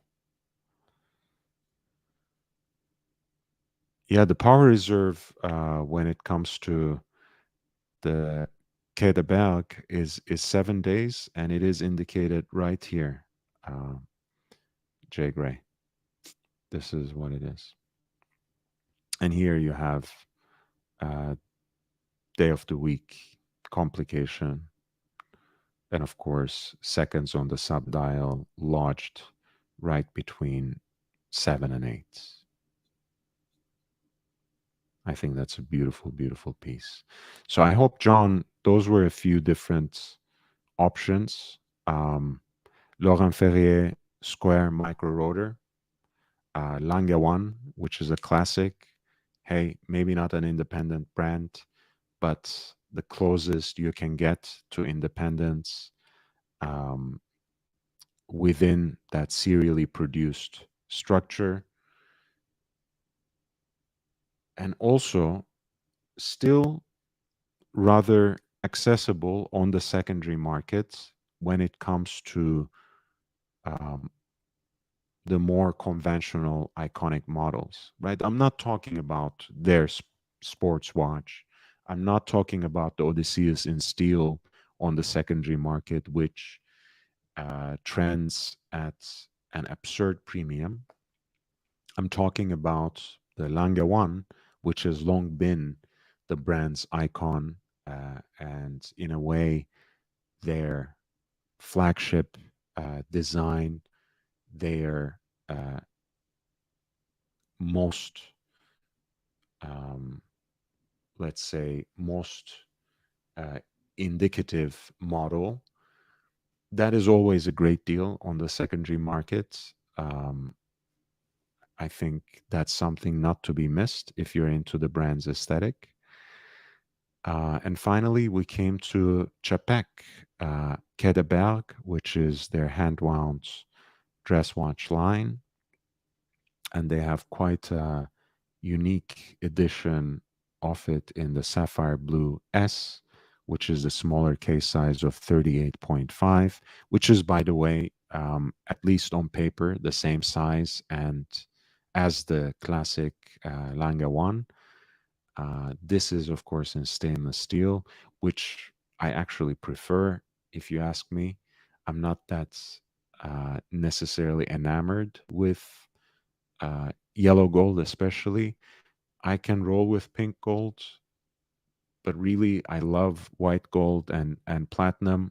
Usually can't justify uh, the markup that goes with it. So for me, a stainless steel dress watch is just good, just as good as anything. That's why I love my reverso grand dates in stainless steel.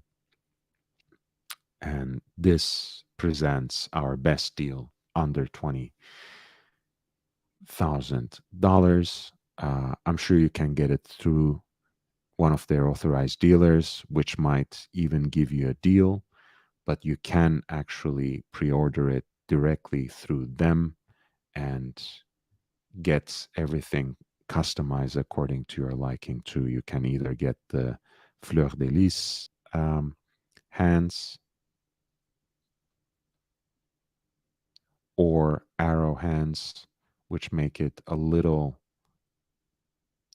more sportier. You know, arrow for hours, arrow for minutes, alpha for the other indicators, seconds, day of the week, and power reserve.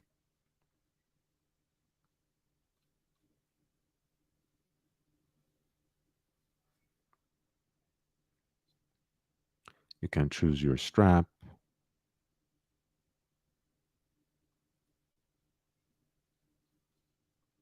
You can choose the size of the strap. You can you can get it personally engraved. You can express your additional wishes. I think they even do some personalized engraving on the bridges of the movement too, which, you know, depending on how you feel about this watch, is something to consider. I think it's not every day that you get this sort of opportunity. Um, and if independent brands are not going to give you that experience, why do they even exist? Um, so this is my take on it. MCM says, I prefer this over their sport integrated bracelet watch. Hey, not everyone already has an Odysseus in stainless steel like you do, MCM. So for those of us average punters who uh, cannot get the Odysseus, it might be a decent alternative. I actually like this watch because once again, even though it carries a lot of design cues from specifically the Nautilus, it also does its own thing as well. I love the way they integrated the C of Chapek, the initial, as the polished and tapering center link of the bracelet. I think that's a beautiful piece of design. I actually like the fact that they didn't try to do something like an octagon or porthole and simplified it a little bit and just have a bezel in high polish. And I actually like the dial too because it reminds me. I know people don't usually like this dial or this kind of dial. It's produced by Metallem for them. I think that's the case with Parmigiani Fleurier that we were looking at earlier as well. This reminds me of certain dials I used to see in the IWC ingénieur. So I actually like it. It feels kind of uh, at once quite industrial and classical. And the micro rotor movement is just as gorgeous as as the watch itself. And who can deny the peculiar beauty of these series of skeletonized bridges? And there are seven of them. One, two, three, four, five, six, seven, right there.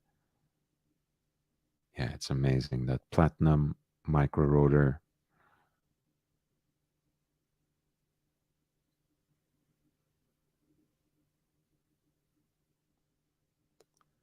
And again, every detail was customizable on these. So you can get these doubled index markers on the at 12 o'clock or the number 12. You could get date or no dates. Different dial colors were always an option. Um, I think the no date was an option. I don't know. Did I miss something? It must be. Either way, I think they had a lot of interesting dial colors and designs. Um, I think it was an interesting option when it was available in terms of integrated bracelet watches. Um, but honestly, I think it's unjust to the brand that people completely forget about everything else that they had um, when they have much more than just a sports watch or sports chic watch with an integrated bracelet. One thing that I always liked about Chapek, in addition to all these um, possibilities of customization and personalization they offer on their watches as an independent brand, they also are absolutely transparent about where each component of the watch is coming. If they have actually made an in-house caliber, they take pride in that. But if they're taking it from someone else and simply decorating it, they have it down to every single um, gear in the chain that is explained to you, that is enumerated for you here. Where do the straps come from? Where do the dials come from? Who designed the piece? Who conceived it? Who took part um, in its making? It's all available here. But yes, I think it's completely fair, MCM. I was pulling your leg a little bit. That you might just prefer this, and in a way, I do too. Honestly, I would love for them to introduce another line that takes this design and makes a two-register hand-wound chronograph out of it. I know they already have the automatic integrated chronograph in Faubourg de Cracovie, but how about taking the Kedeberg design, maybe this beautiful sapphire blue dial, or maybe the copper dial, and have a two-register hand-wound chronograph um, taking this particular dial layout? I think it would be incredible.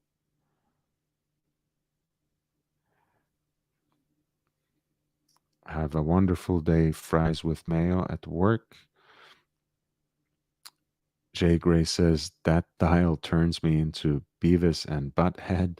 I agree. I mean, this is one of the most gorgeous dials I've ever seen. And you see people writing love poems about the Vacheron Constantin blue. They must have missed out on this. Um, they genuinely must have missed out on this. And Jay Gray says, when can we go on a tour of the Chapek factory? I think this can be arranged actually, Jay Gray, if you're actually going to Switzerland, because um, I think Paul Silesius actually knows people in the brand, so certainly can be arranged. I will try to actually do it if and when I go to Switzerland next. Guys, that being said, we had 2 hours on our show today so far. If you have been enjoying it, if you have been learning from the show, please hit the like button. It really helps me if it gives me that much of an exposure. It really matters for a channel that is as small as this. Subscribe. With that being said, um, if you can, uh, I'm here with watch content every day, with live streams and other shorter videos that mostly focus at the intersection of watches and style, wristwatches and lifestyle. But I also do a lot of historical pieces, um, an overview of recent releases. I also have a number of bargain hunting videos, to which I will add another one hopefully tomorrow. Shopping with you on Chrono 24 for Breguet Type 20 chronographs. That being said, subscribe, stay tuned, hit that bell icon, and tell all your friends, spread the word, share the link on other platforms. If everyone who is listening in right now brings in one more viewer, it makes a huge difference for me, and it brings me that much closer to 1,000 subscribers. And that will, of course, help me get monetized and get something in return of the time, effort, and work I put into this channel. As you guys know, I'm very engaged with the audience. This is a channel that is completely at the behest of its audience. I'm not beholden to any interests within the industry. I'm not beholden to any gray marketeers, gray market profiteers, and their interests. No special interest is involved. I'm not sponsored by anyone. I'm completely at your service. I respond to all your questions and suggestions, whether it's on these chats, comments, or in the form of emails that you write to me or DMs you send me on Instagram. Um, Please, if you would like to contribute before the channel gets monetized, you already have three ways.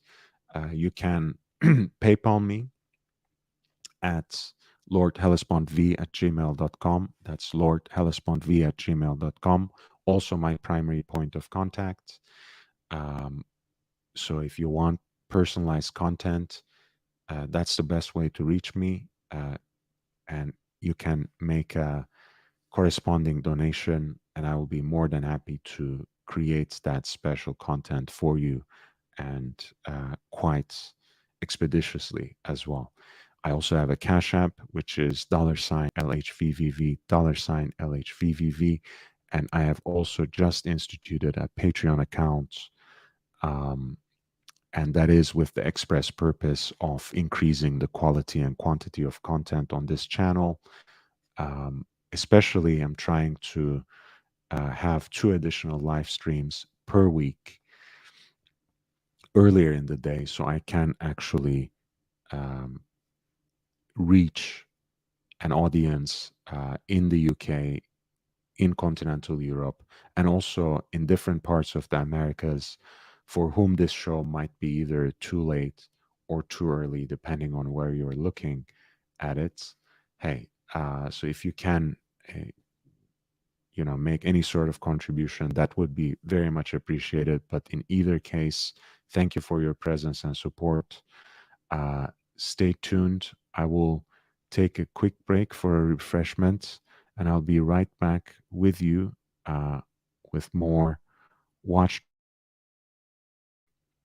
The information for your contributions is included in the chat, in the links that I posted in the chat. It is in the crawling ticker and also in the video description.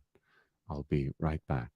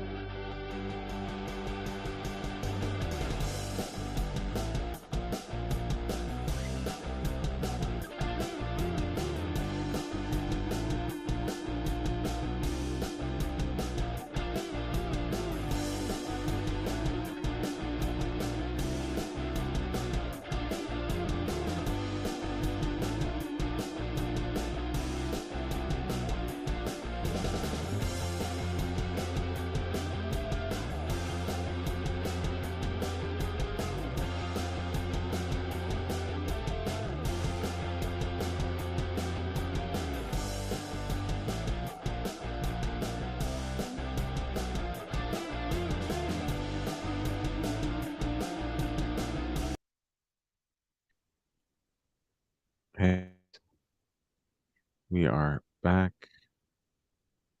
We're back talking about new releases, talking about independence.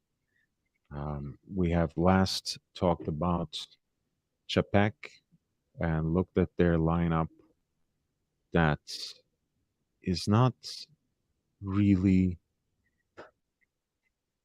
that has not really received any sort of sustained focus from the industry.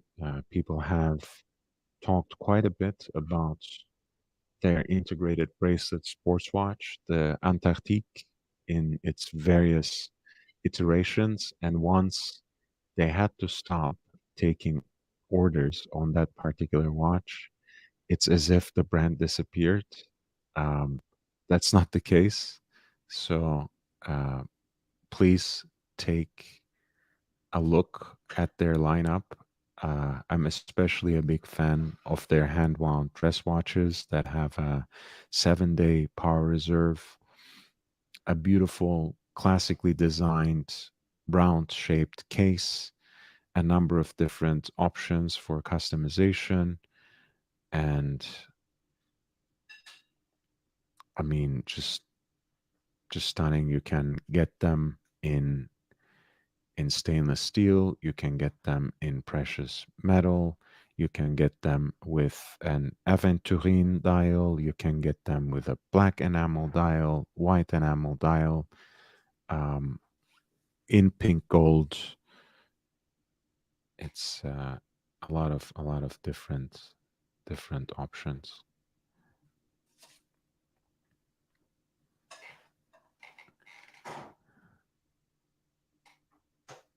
Yeah, they even have a version they call the Black Prince, a titanium uh, ADLC coated case. So again, I think that one is sold out, so you might not see one of those anytime soon. I actually, now that we talked about this, ooh, man, that cigar is very tempting. Where was that? Looks nice. Bolivar is always great. A nice Bolivar. Can't say no to that. Um, I'm also intrigued with this aqua blue as well, which is similarly priced again. Hand guilloche dial in aqua blue. Again, the same kinds of options. You can get the fleur de lis, you can get the arrow hands. Um, this is a little more sporty, I think, as a dial execution than that special blue dial that we were looking at earlier. But still, a beautiful dress watch in either case. Yeah, sapphire blue is great. Aqua blue is great. I actually kind of like the smaller case dimensions here. The black enamel must be really special. I wonder what the upcharge is in that, what the markup is on that. Not too much. It's not easy to produce a black enamel dial. So I'm surprised that there's not a there's not much of a charge. Amazing watches. I wonder if there are any the secondary markets. Let's see, for example, on Chrono 24. There are a few kid about 16,000.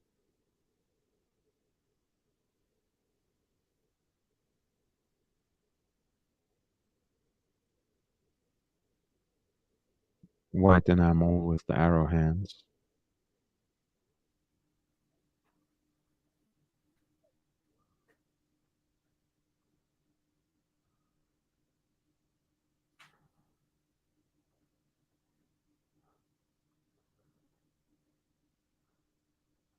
They have one with the fleur de lis hands, again with the same white enamel dial. You can see how Yeah, that beautiful glint of the heat blued hands.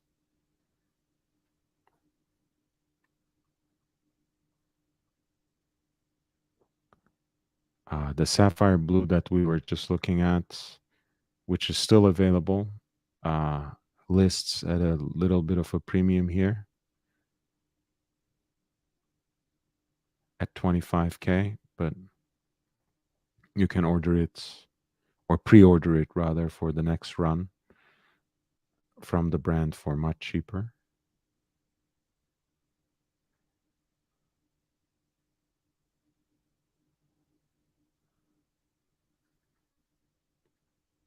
Ah, that all black version lists right under 25, the dark prints.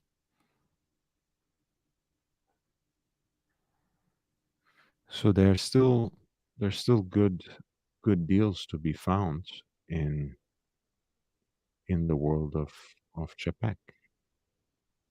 Um, and of course, this was selling for 20K in the when it was available. Just so you know, so it's almost at a 50% premium, but it is unworn. So,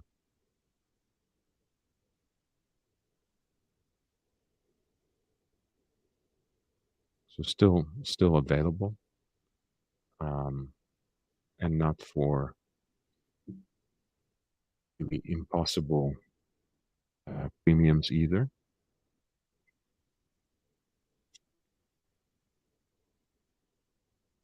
There's again another Quai de Berg, the dress watch that is available on eBay from Chapek. Good to see you. Hey, man. Thank you for being here. Um,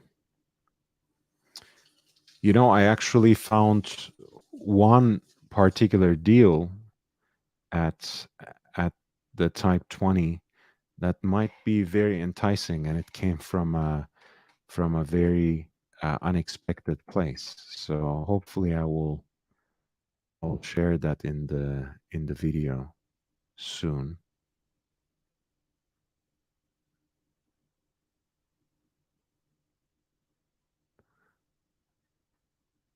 So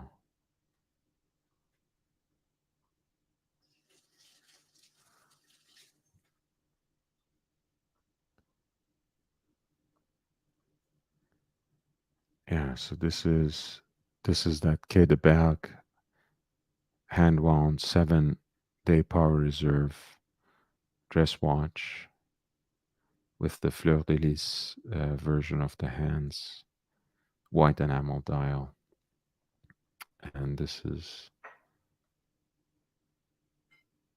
what it is. So it's available from directly from the brand. It's available from their authorized dealers, and it's also available on the secondary market.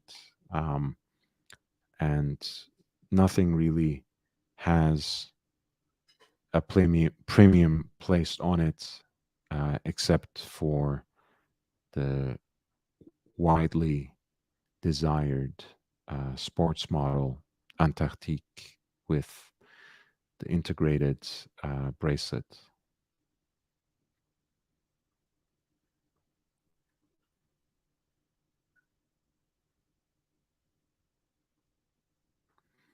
Good to see you. Says I was checking the listings today. Yeah, it's from an unexpected place.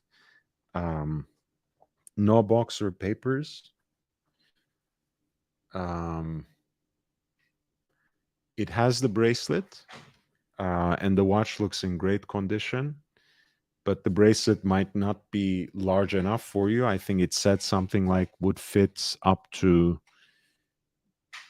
6.5 inches or something like that, which may or may not work. Um, yeah, it's there. It's there. They're still there. Um,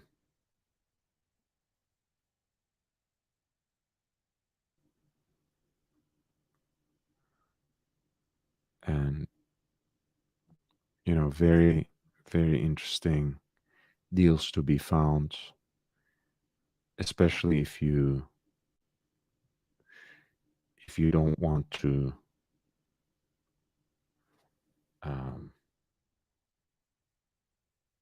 if you don't care about necessarily having um,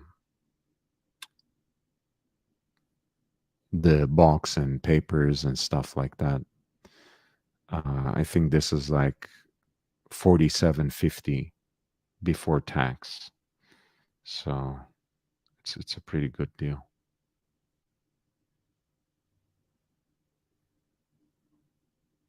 And the watch in and of itself is in a pretty good condition as well.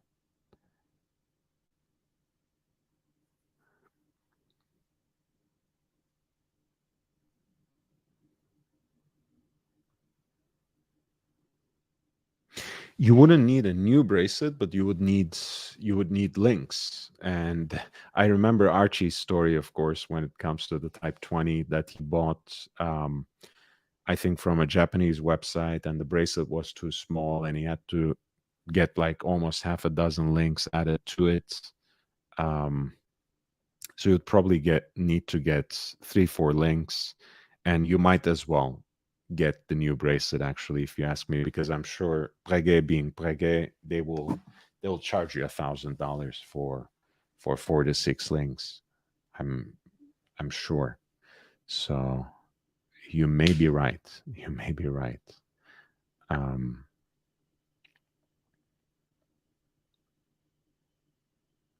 but yeah, you can, if you're patient, you can find better deals for sure. They're really out there. Still out there.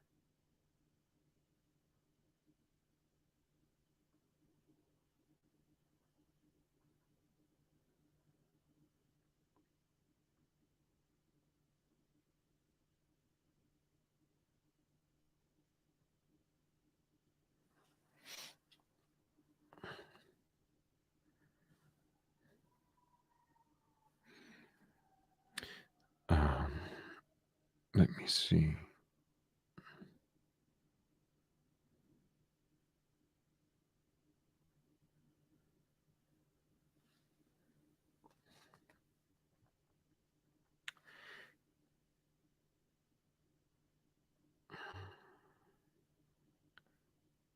I want to also share with you again my Instagram.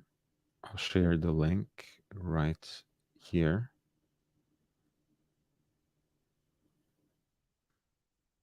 Like button while you can. It really does help.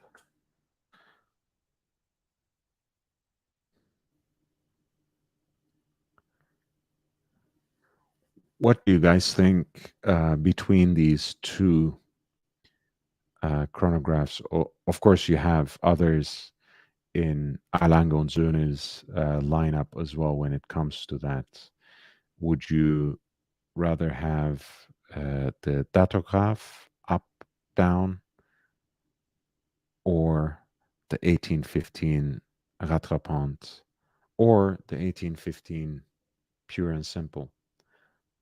Let's have a little bit of a poll, have a little bit uh, charade of democracy.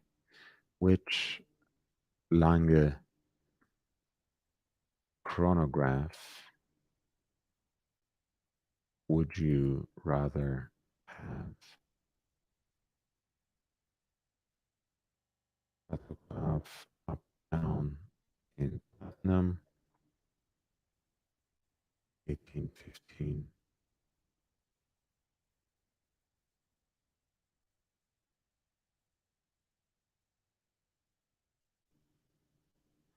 The 1815 chronograph in, let's say, um,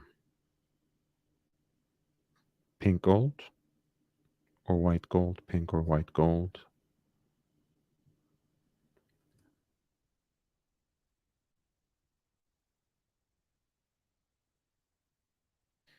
or 1815 Rattrapante which is the one right here, split second, honey gold.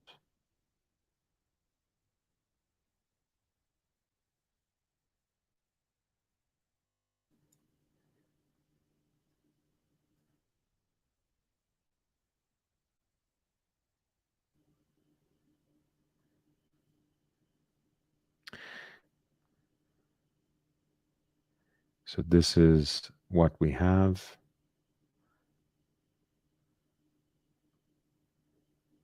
Right here, which is the Dhatograph up and down in platinum.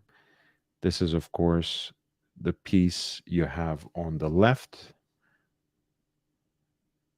It has a 41 millimeter case.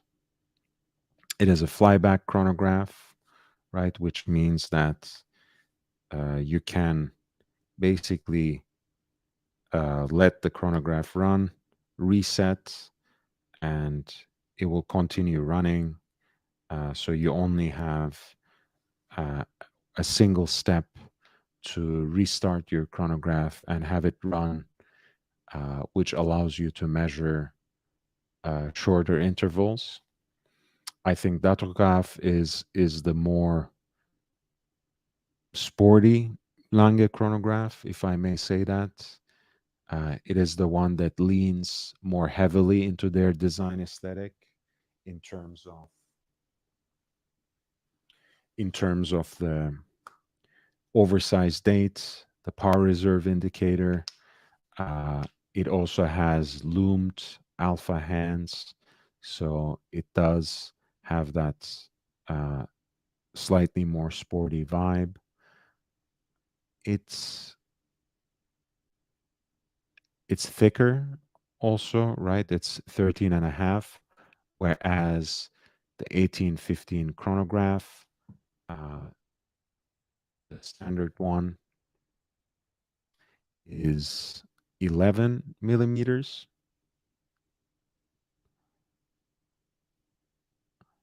right? And it is also smaller in case size too, in 39 and a half, uh, over and against the 41 millimeter case of the Dhatograph. And except for that oversized dates and power reserve complications, it has the exact same movement, 1815. The one on that Instagram post, of course, is the split second version, the rattrapante. So it has actually a distinct uh, layout for the chronograph registers with running seconds at 6 and the 30 minute totalizer at 12 o'clock. This is actually in honey gold, so it has a very rich black dial with contrasting gold fixtures and red accents at quarters. A beautifully um, detailed and captivating piece. And the split seconds function is operated with the pusher here at 10 o'clock. Um, and that is actually, in terms of its dimensions, similar to the Dhatograph, uh, as opposed to the 1815 chronograph. It's 41.2 in diameter and just a little um, less than a millimeter in thickness compared to the Dhatograph, which is 13.5 millimeter in thickness, whereas um, the 1815 Rattrapante is 12.6.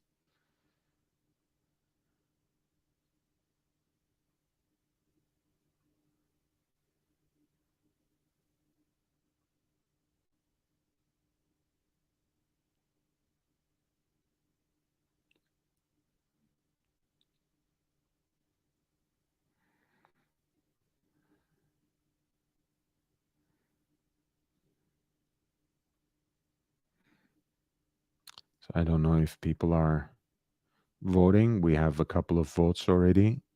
They're piling up. Which Lange chronograph would you rather have? We have the Dhatograph in platinum, up and down. This was introduced in 1999, which helped Lange und Söhne distinguish themselves as the premier high horological house for hand-wound chronographs. Whereas the 1815 Rattrapante is Lange's standalone split-second chronograph, and this needs to be said since they had already produced a double split and triple split chronograph before this one. The Dhatograph is a flyback chronograph with an oversized date and a power reserved indicator that leans in heavily into the unique design aesthetic of the Saxonian watchmaker. Um, so a split second chronograph basically can split the seconds so you can time two two separate events. A double split chronograph splits seconds and minutes, and the triple split chronograph splits seconds, minutes, and hours. So Lange has all three. In platinum, of course, the Dhatograph, with its distinctive and hefty presence on the wrist, is perhaps the ultimate statement piece in high horology. No wonder the famous independent watchmaker, none other than Philippe Dufour, himself has chosen to wear one in pink gold for quite some time, right? That's why sometimes people just call the pink gold version of the Dhatograph simply as Philippe Dufour or Dufourograph. Yeah. For its part, the 1815 Rattrapante, it was released in a limited run of 100 pieces in honey gold. They just released it in 200 pieces in platinum. It is at once incredibly elegant and extremely exclusive. The unique 12 6 o'clock layout for the chronograph registers, the wonderful interplay of various shades of black and gold with a touch of red at the quarters, and the shrewd use of the script and the dial layout give shape to a classically elegant and balanced design. The execution of the watch in Lange's alloy of honey gold, a delightful compromise between yellow and pink, only enhances the aesthetic appeal of this stunning timepiece. So we have these two as well as the 1815 in pink or white gold.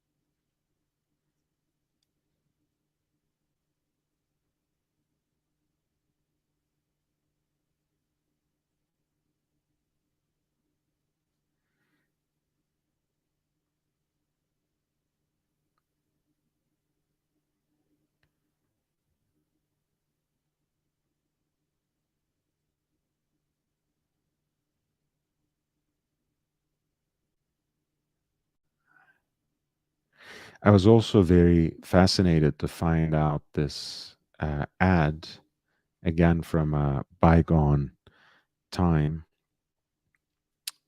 from Rolex, because we all know the association of the initial reference of 6542, the quote unquote original Pepsi GMT master, with Pan Am, of course, that function that very first generation of GMT Master with the distinctive bicolor bakelite bezels allowed the Pan Am pilots to track the time in two distinct time zones.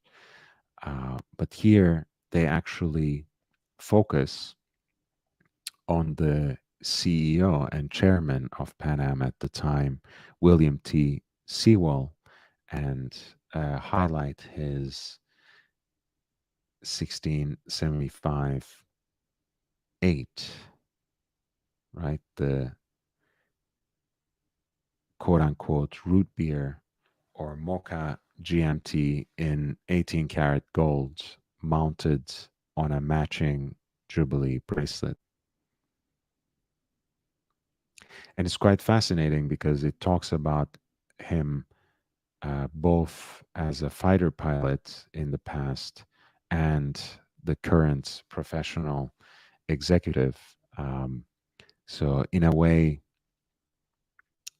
within itself, the narrative of the ad marks that transition in Rolex's marketing, where these watches were, at least initially, designed and supplied to professionals of a certain kind who use them as tools.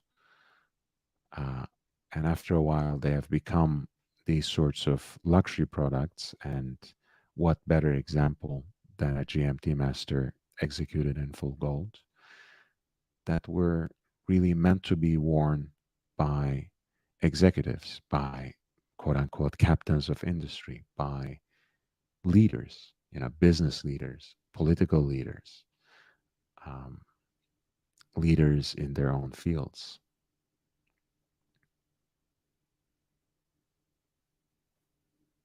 Leadership, it's what it took to accomplish the largest airline merger in history. Leadership, it's what sets Bill Sewell's sights on horizons more distant than most can see. His personal attention has meant billions of dollars in expanding tourism and international commerce. His calm, take charge style prevails, whether as an Air Force general or an airline executive. His manner is precise, exact, like the Rolex he chooses to wear. They really, at one point in time, they were pretty good, I have to say. Um, Rolex might now be resting on their laurels, but they had some inspiring touches in their marketing before. El profesor, Buenos días. ¿qué tal? ¿Qué tal? Bueno, bueno, Yeah. bueno. Va bene, va bene. So Italian, all good. Spanish, everything. One salad. It's okay. It's okay. It's We okay. in California we speak a lot of Spanglish, so it's Spanglish. yeah, it Sí, works. sí. Oui. Sí, oui. I know a lot of Italians use when they speak French, they use "si" excessively for everything. And as you know, in French, you use it for emphasis, right? Rather than just saying "oui." Um, it's like "indeed," right? Sí, But the Italians just use it all the sí. time. Of course, it comes naturally. And speaking of Italians, Yes, sir. I had my spy yesterday who went to Milan, and Okay. he told me he went to his usual authorized Lolex dealer. Okay. It's one of the largest in Milan, and he said there was a queue of 7 people waiting to go in. I told Hmm. them, Italians, don't worry.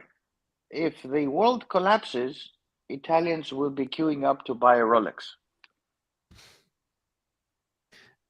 That's the beauty of the Italians. They eat Yeah. pasta every day, but they can collect the money to buy the Rolex.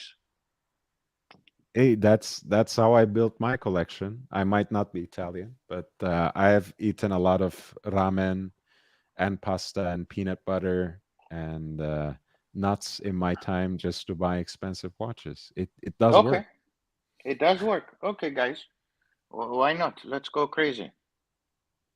Um, but I told you this, like, new babies are issued these cute bracelets in the hospital, right, with the family name. Hmm. Italians are just issued Rolexes at birth. It just goes with the territory.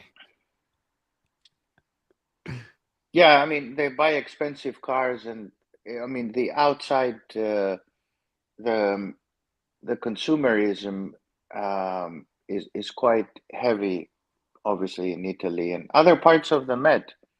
I would categorize also in the same group. I'll place our friends in Lebanon who would buy a fancy car but not have a flat to live in.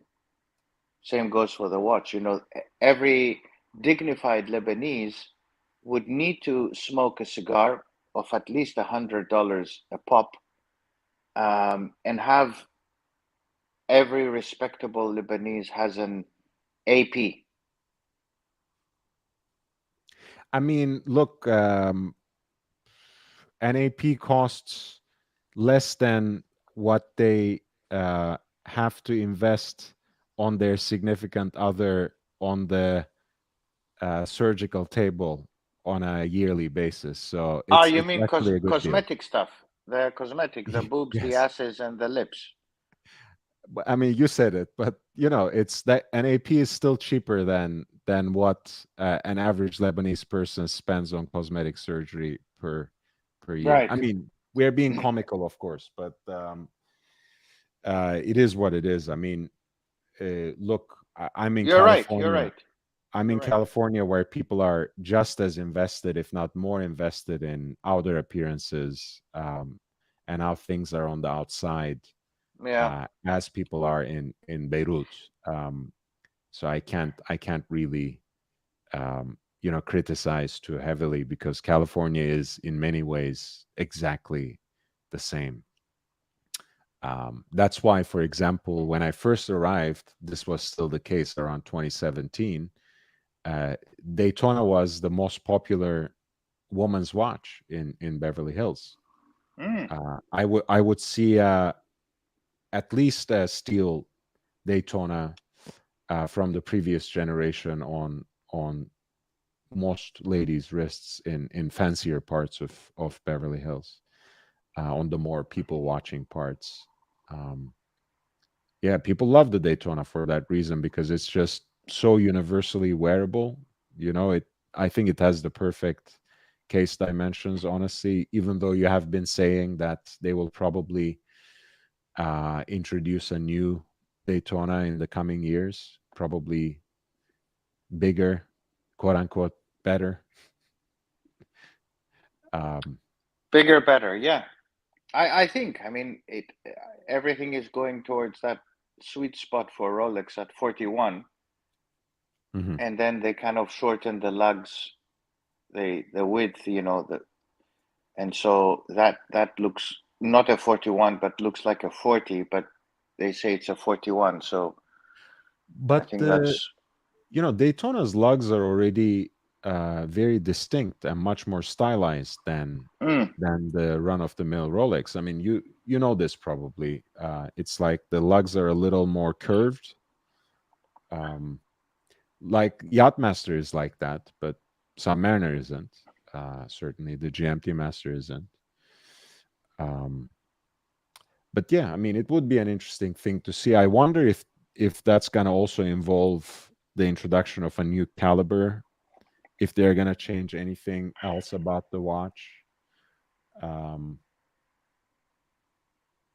yeah, there are a few ways that this can go, and I think in either case, it's gonna draw the ire of the purists for sure.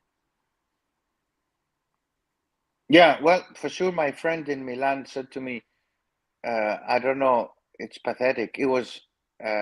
He said to me, I don't know what's going on. Very unhappy friend who couldn't go in. But I said to him, you are in the most popular city for the summer. Well, one of the most popular cities in the summer, and people probably half of them are not even Italians, queuing up to go into the shop. So don't expect that you'll see empty shops in Milan in the summer anytime soon, unless there's some kind of a major catastrophe happening. And I think this is common for people who travel over the summer. You will see them in Paris, in London. Same occurrence in major cities where people come in and go. You would see people queuing up. That's not kind of the what's happening to the market, but it would be interesting to see what's happening to the gray market. I think I sent you this YouTube. Of course, I don't want Mhm. to advertise him or others and how they were describing the market. But before we go into that, I wanted just to say very quickly a comment about Chapek, because you have mentioned it before, not just That's right, today, sir. but yeah, you mentioned it before. It has appeared a few times in your show, and people might think, what on earth is this watch, and what is the name? Chapek. You know why?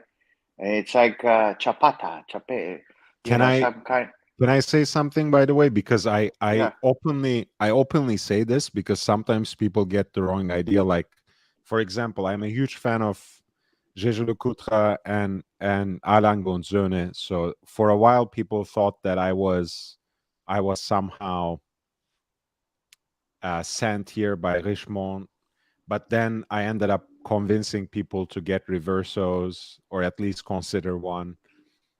So people have understood that it's an authentic passion and interest. A friend of mine, again, Joe, actually, Big Meech, he was making fun of me for bringing the Hermes HO8, their sports watch with the cushion case. He was Hmm. making fun of me because, oh, you keep talking about this. What is this watch? Are they paying you or something? And now I saw on his Instagram, I'll show it to you here actually. Um, he No, it's says copying you. he's considering. No, I mean, I don't consider it a copy. I mean, I'm on the internet. I'm an influencer basically, right? So I'm influencing people to take a look at these. This is, by the way, I think a concept. They don't have any models like these two, but maybe they're coming out soon. I don't know. But anyway, so same thing with Chapek. Chapek, actually, I was more influenced by a member of the community than um, other way around. This is Paul Silesius that you may have seen before, contributing to Archie Luxury live stream. He has a Quai de Berg, and he has another Chapek watch on order, if I know correctly. This is their dress watch, and pardon me, he holds them in such high regard that I started reading more about the brand, learning more about the brand, and that's how it developed. Of course, if you want to talk a little bit about the brand's history, uh, what is in the name, what is behind the name, that's something we can do as well. So I will let you go, Professor. Sorry for interrupting. Yeah. Take it away. So, there are many brands like these in Switzerland, and also there are many brands like these in odd places, um, and many brands like this in Germany. Some of them in France. Some of them, of course, far away in Japan, and so forth. Uh, and we tend to talk about the usual ones, the big four, the big five, the big eight, whatever you like. I mean, Chapek Hmm. is an interesting brand because it is not really, the founder is not Swiss, and it's a very old brand Hmm. from the mid 1800s. But what is unique about Chapek, which is interesting is that it doesn't fall into the Swiss mold of things originally.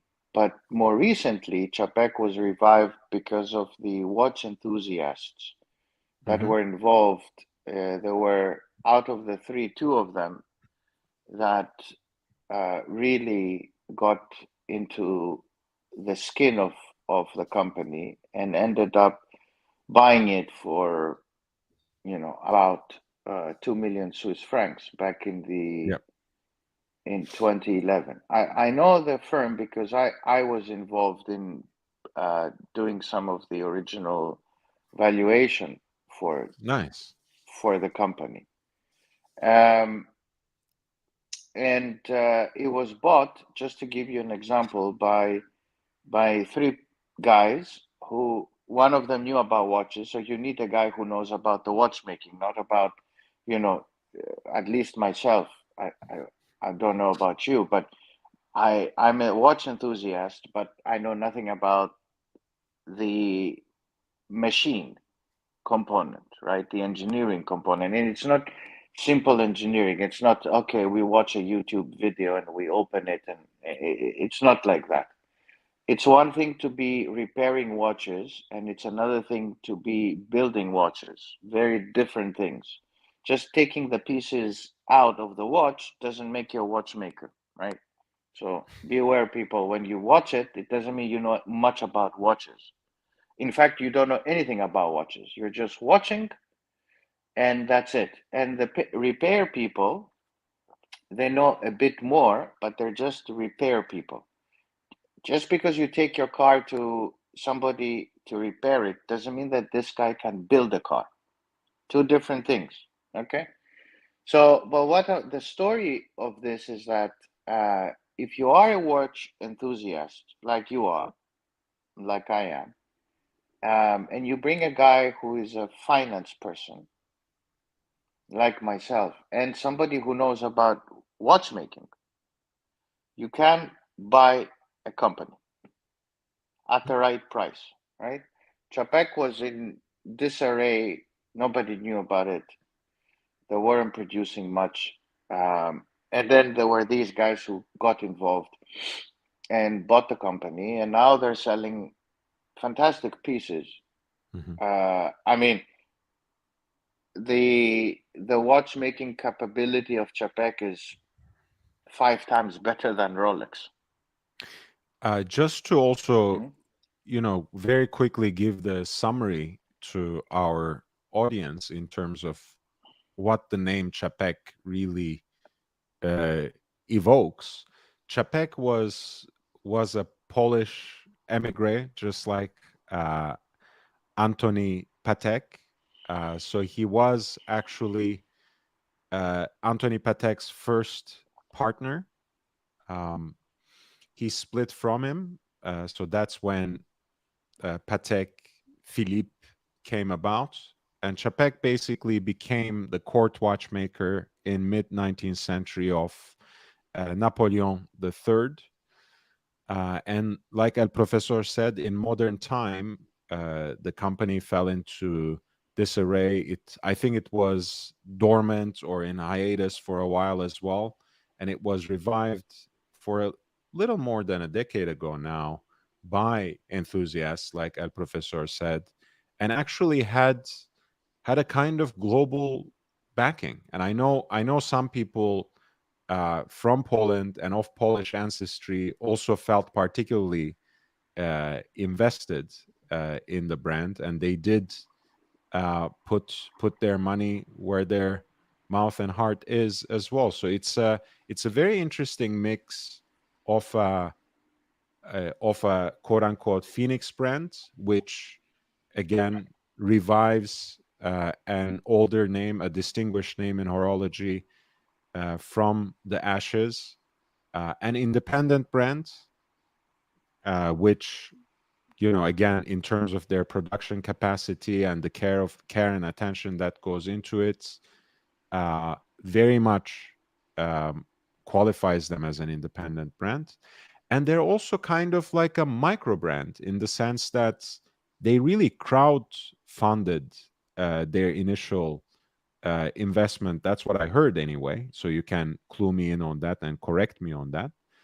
Um, but more importantly, they also have the kind of transparency and the spirit of collaboration that is both distinctive of horology in earlier 20th century, but also in micro brands in terms of the way they um, acquire different parts from expert makers, which is something that only micro brands do at this point in time. What makes Chapek different is that their transparency. They actually tell you, Metalem makes our dials. Uh, Conod gives us the base of most of our calibers.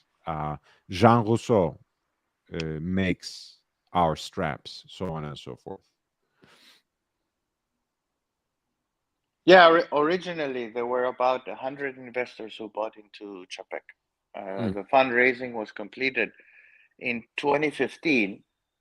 The company was bought in 2011, and then they had to do some fundraising, and because initially they had a lot of borrowings in the banks and all of that.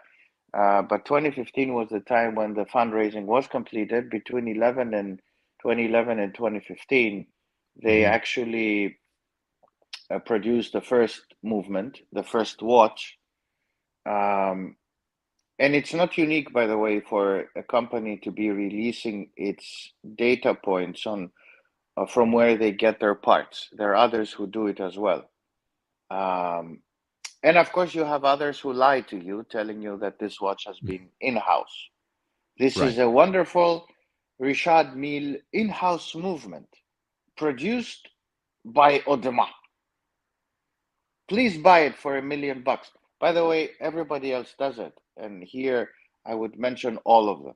I would cover all of them. Everybody does it. Do not Hmm. think that Rolex doesn't do it or Omega doesn't do it.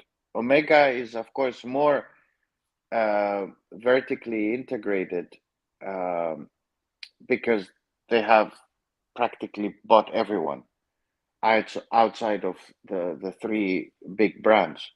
But it's okay. Look, people don't have to know these details all the time. They don't really care. Most people, most watch enthusiasts wouldn't even bother with such details. Is my Omega, are the indices made in the hands made in, I don't know, and is the Luminova, produced in powder form in Japan, or is it imported from, Luxembourg? They wouldn't go in that detail, and nobody requests for that. For a $7,000 watch, $5,000 watch, who cares, right? That's true. Uh, Of course. and they shouldn't care because it's not, of course, if you buy a 40 or 100,000 or 200,000, and they make you believe that all of the watches made in house, then you should really go and think twice what you're buying, because there is no such thing as in house. Everything is in the Swiss watchmaking businesses in house. It's like the car, guys, right? There is no car made in one location by one single brand. So don't get, into this rabbit hole of, oh, I have an in-house, everything is in-house. No, and it has improved over the last few years, because back in the older days, pre 2000, very little was actually made in-house. Hmm. Case in point, Rolex, don't go further than that. You had the Daytona, but the Daytona was only Rolex by name, not really by anything else, right? And the same goes for Patek. Don't think Patek is not, Audemars was not. Audemars for many years never produced for the offshore their own calibers. They were subcontracted to other people. And maybe, the term subcontracted is not something that we very fancy, because you're paying your hard earned dollars. So you might feel belittled, but this is the matter. I mean, guys, you're buying the brand. I mean, today you can buy a very nice uh, $300 movement and it will work like a $10,000 movement. I'm sorry to say, this is a fact. But uh, you can wake up and drink the Kool-Aid, or you can wake up and say, look, it's a passion. Because you're buying the brand name, you're buying, the Cartier, you're buying this. I'm not trying to belittle all of them, but I'm trying to be realistic so that you're not totally into the myth of, oh wow, you know, because again, it's a product, it's a Mm. widely produced product. They're not making three watches, but there are manufacturers who are making every year three watches and five watches and one watch, and they spend inordinate amounts of time. But simply we don't know them. I mean, the wider public doesn't know them. They're known in Switzerland.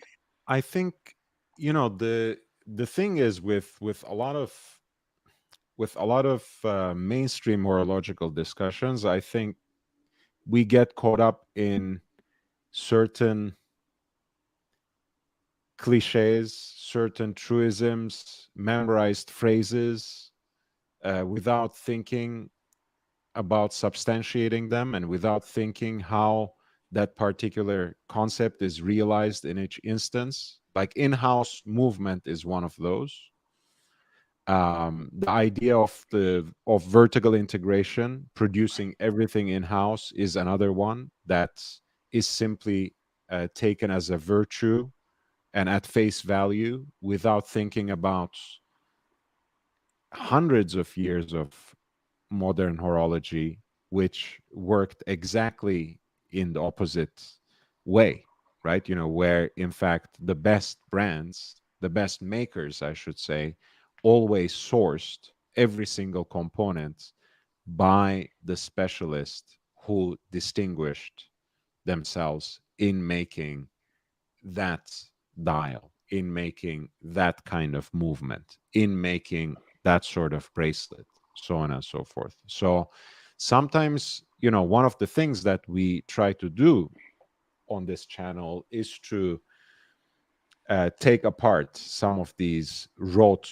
memorizations, which really, um, I think take away from intelligent and deep discussion. Thanks for doing that work, El Profesor, because sometimes we simply say, well, this brand has everything in house.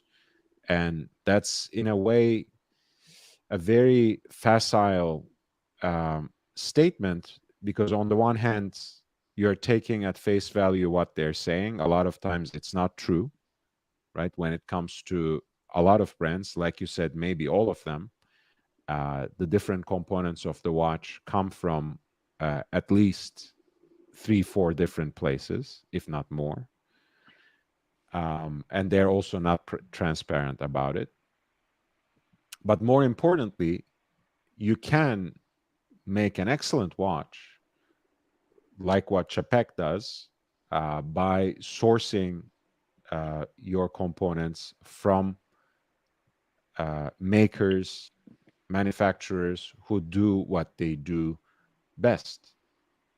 And same thing with the whole designation Phoenix brand, right? People use it very dismissively against not only Chapek but for Lange, for example, saying like, oh, Lange is just a brand established in the 90s. It has nothing to do with what preceded it, and all these pocket watches and whatever else. That doesn't count for anything because they had all this hiatus and it's just something new. Well, okay, let's do that. Let's throw that branding and name out of the picture, or suspend it for a little bit, and judge these brands and judge these watches uh, on their horological worth. And for me, that's what matters ultimately, right? Especially when I'm just discussing them for my audience, detailing them, breaking them apart. The price tag is another thing to discuss, and that has a lot to do with branding and marketing. But when it comes to the horological worth of brands like Lange or Chapek, whether they are Phoenix brands, whether the brands had hiatuses in their existence, or were continuously producing watches, matter very little to me. We have to judge the watches by what they exhibit horologically, what they exhibit in terms of artisanship, what they exhibit in terms of um, even a certain artistic mastery, elements of design. And for me, Chapek and Alange und Söhne, in their different ways, are brands that check all those boxes before we even get to explain what's in a name.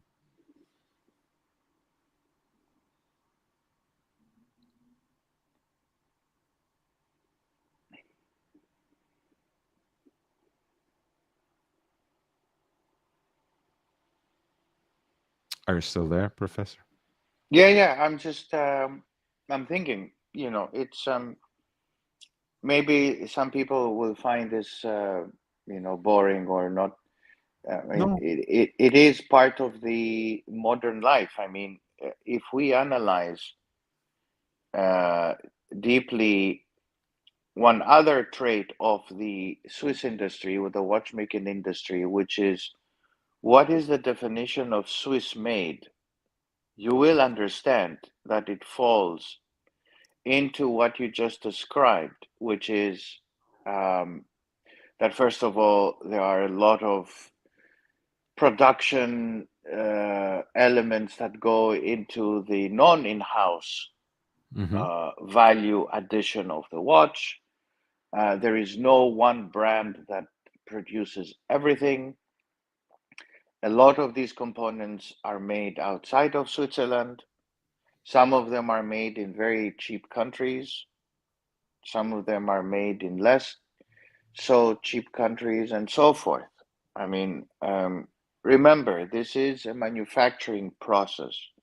And as I said before, there is no one made car produced in the USA, the Japan, the Korea, you know?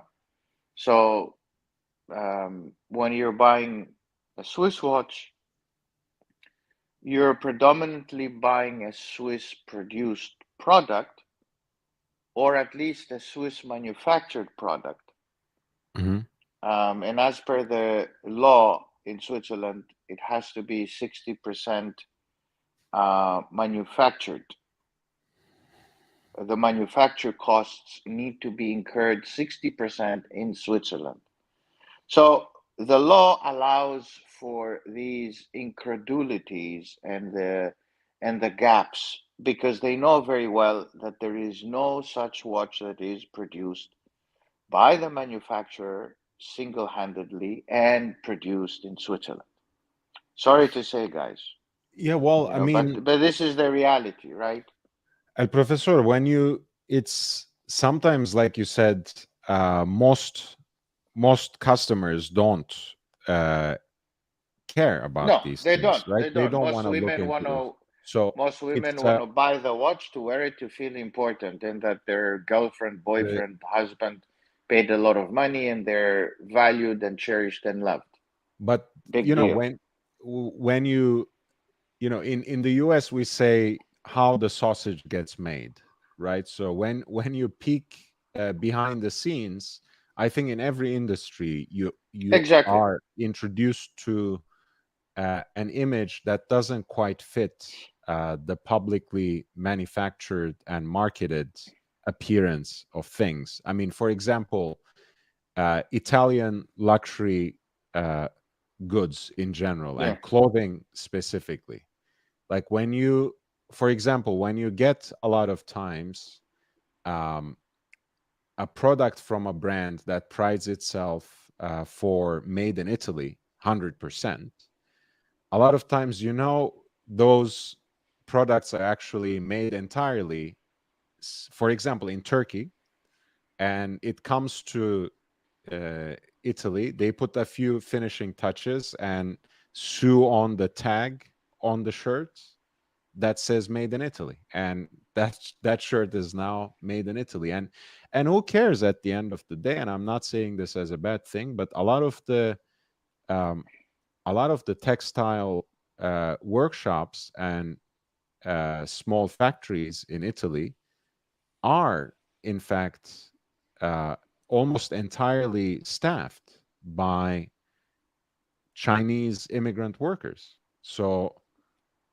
why should I care uh, beyond the fact that the product is meeting the quality standards that it advertises? I don't care about the ethnicity of people who make it. I don't necessarily care about the location on the globe where the product comes from. I care about whether the product can actually substantiate what that location historically signifies, right? So there are a lot of Swiss brands that fell way short of the standards of Swiss horology that have been set in stone for centuries, and there are other brands that exceed them, and they may not have even anything to do with Switzerland. John Dandola says, I agree with you evaluating products objectively, but branding that infers centuries old lineage tries to capitalize on the romance of old world watchmaking. Exactly. That's why I wanted to add, John, that last step, saying, like, when you consider the price tag, then we have to talk about branding and what it means to be a Phoenix brand that carries the name of this traditional watchmakers, like Jacques Droz, Moritz Grossmann, and A. Lange und Söhne. Yeah, true. I don't deny this, and I mean, the 60% rule that was decided in Switzerland on this issue was Mhm. agreed because if they make it 61, there will be no Swiss made watch. Most of them will go bankrupt. I mean, they'll have to shut down, right? The big ones that all of us wear, including Rolex, will not be able to produce. So the 60% rule was done to satisfy the need for this transparency and, it's a Swiss product and all of that, but it's not make it Swiss enough so that everybody can comply.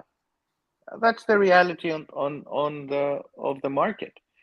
Um, and by the way, this was a hotly contested issue I mean, from the 1970s all the way till when was it decided? 2016, right? Mhm. And there was a lot of opposition, a lot of opposition. I mean, even I don't know if you know Mondaine, which is a watch manufacturer. Um, what Mondaine used to announce back in the mid 2000s the components of their watches, what they get from whom, and what is in house and what is not, and that created a huge uproar in the Swiss watch industry back then because they were telling people that actually what they were wearing was not really Swiss. And yes, companies will capitalize. Lange and others will capitalize um on that, and they will try to portray an image, as was said before. So I want to interrupt very quickly and then talk with you about something before we close. Okay. Guys, we have about 40 more minutes to go. Maybe we'll go a little longer, because I do want to get the professor's opinion about these couple of watches that we discussed earlier, the new releases.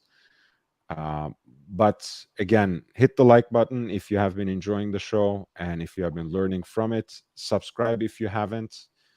We are here with Watch Talk on a daily basis with these long live streams, but also different kinds of content that you can find if you scroll through some of the offerings. A lot of it is divided by playlists, so take a look. There's a lot of content at the intersection of watches and style. There are historical narratives. There are some reflections on new recent releases of new timepieces. There's some bargain shopping there. So there's all kinds of different content. Please check it out. Stay tuned for more. Um, and hit the bell icon while you're at it. Spread the word, most importantly, guys. Help me expand this community. Send the link out and tell all your friends. It really helps me, and it really matters, each and every single person, as we are trying to move to 1,000 subscribers. It makes a difference for me, and you know that I take care of each and every person in this community and respond to all the questions that come in the chats and that come through in other ways. And before, of course, like, I'm trying to reach 1,000 subscribers so that the channel gets monetized, so I can get something in return for my work, for my effort, for my time. But if you want to already help, there are already a few ways in which you can do that. And I've already posted links for those. The information is in the crawling ticker and in the video description. You can use PayPal for your contributions. That's connected to my primary point of contact, Lord Hellespont the fifth at gmail.com. That's Lord Hellespont V at gmail.com. I have a Cash App, $LHVVV, $LHVVV. I also just made a Patreon with enough contributions that will allow me to introduce 2 additional live streams earlier in the day per week, 2 additional live streams per week, so I can have something directly aimed at people for whom this show is either too early or too late. And I have in mind the audience in the UK, in continental Europe, as well as in other parts of the Americas, like Midwest or the East Coast. So I would very much appreciate your contributions on PayPal and Patreon specifically to increase the quality and quantity of content on this channel, because each contribution goes back into the channel for the equipment, and it allows me to dedicate more time to this channel, most importantly. So you'll see that always directly reflected in the quality and quantity of content. John Dandola says, Swiss made. Isn't Rolex fully integrated and build all their components organically? Yes, everything sprouts out from the Swiss soil. But joking aside, not exactly, right? No, they don't. They make it believe. They make you believe that they do, but they don't. I mean, the issue they had back during 2020, during COVID, was that not just them, but other manufacturers of components couldn't produce the components that Rolex wanted, so they had to shut down, right? So no, they don't make all their components. They make you believe, and they should actually be closer, and they are closer than others to make their components fully integrated. They're much closer because of the mass production of the watches. And they have moved over the last, obviously, 20 years, much closer to being more vertically integrated than others. And I think Omega is further up that line of vertical integration, but Rolex is not. JB, thank you. LHV serving it up, he says. So two things, guys. Someone in the community actually reached out to me about this. As you remember, a couple of episodes ago, Um, I had a lot of great things to say about the styling of Dangerous Nine straps. You know, both the bespoke slash custom slash made to order work they do, as well as the um, leather straps they style from these old school Swiss army ammunition pouch leather.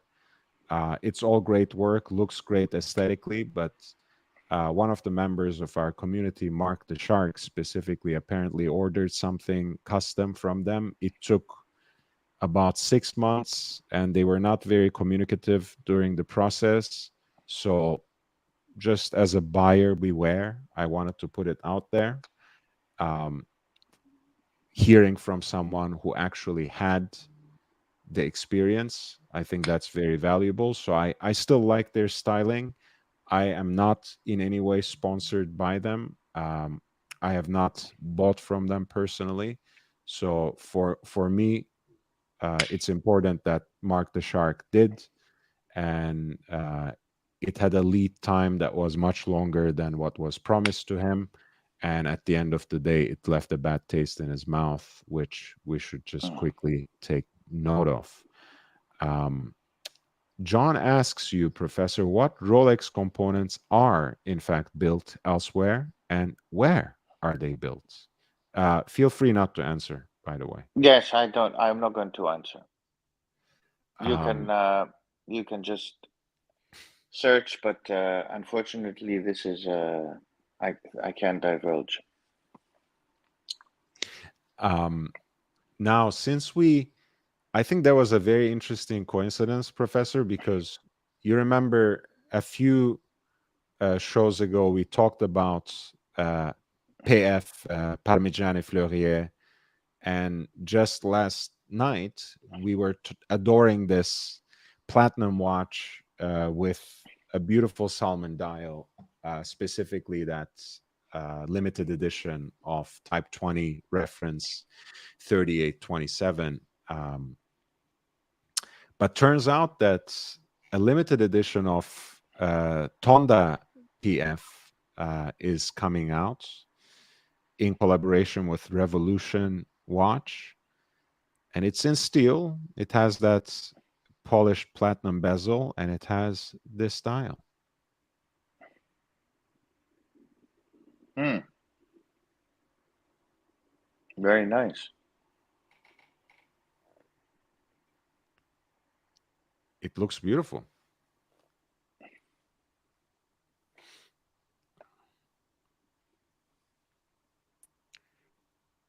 and it has the logo of that horological magazine on the micro rotor as well.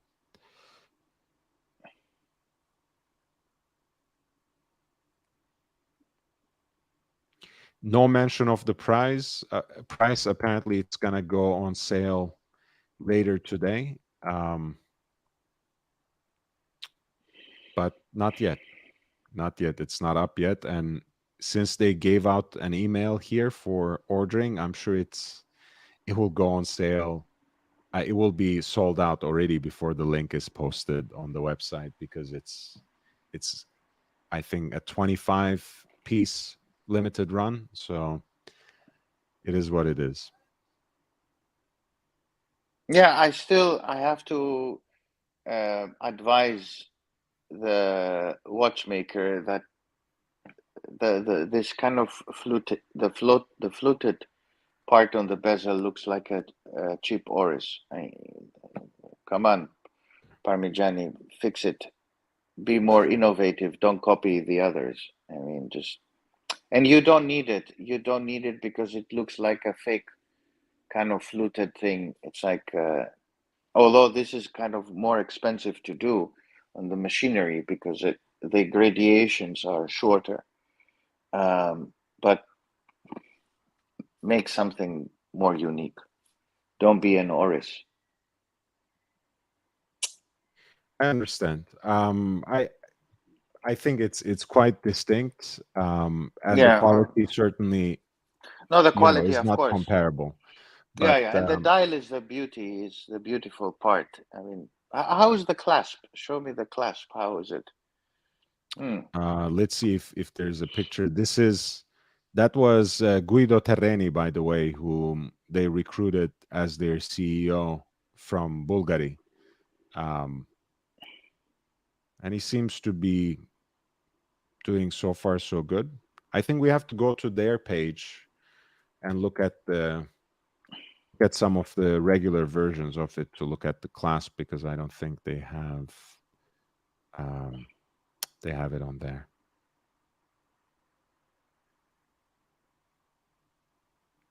Interesting. They don't have it here either. Okay, their marketing needs to wake up. You know, they have to decide if they're selling watches or just something else.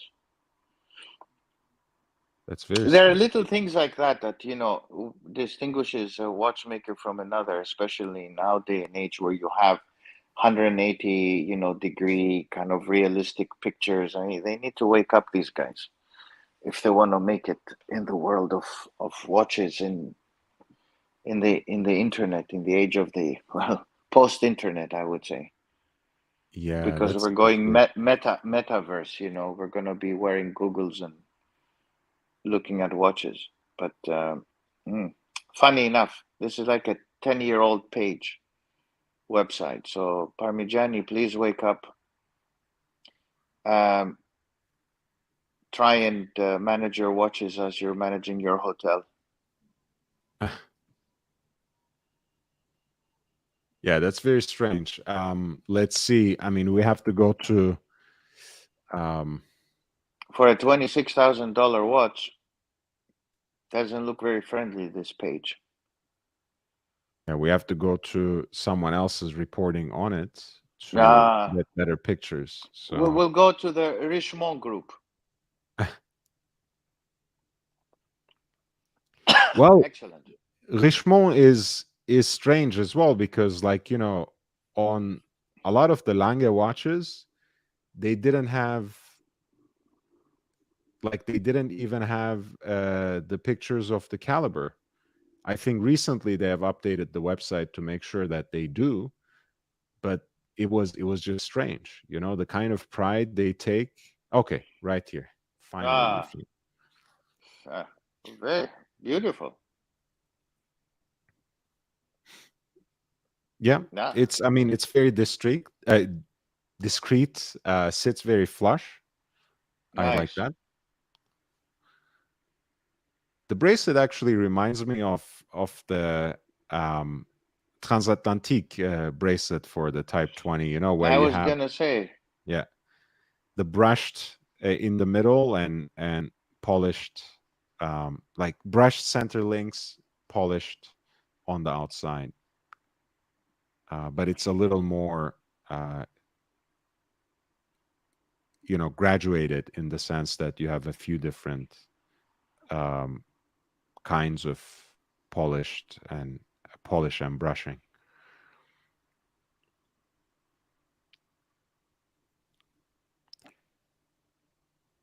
Um, John, I'm sure you understand. It's just he just can't say it. It's as simple as that. I'm sure you understand. We can't really say anything more than that. There's no reason to be frustrated. Um, I know you are genuinely trying to learn, and El Profesor is genuinely trying to share, but there are limits to what he can share. Um,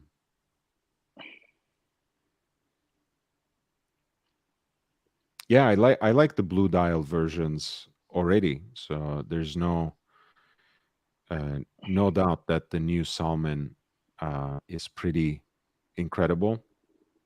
I actually love this particular design because it gets rid of the date window um, as well as adding that very innovative GMT function.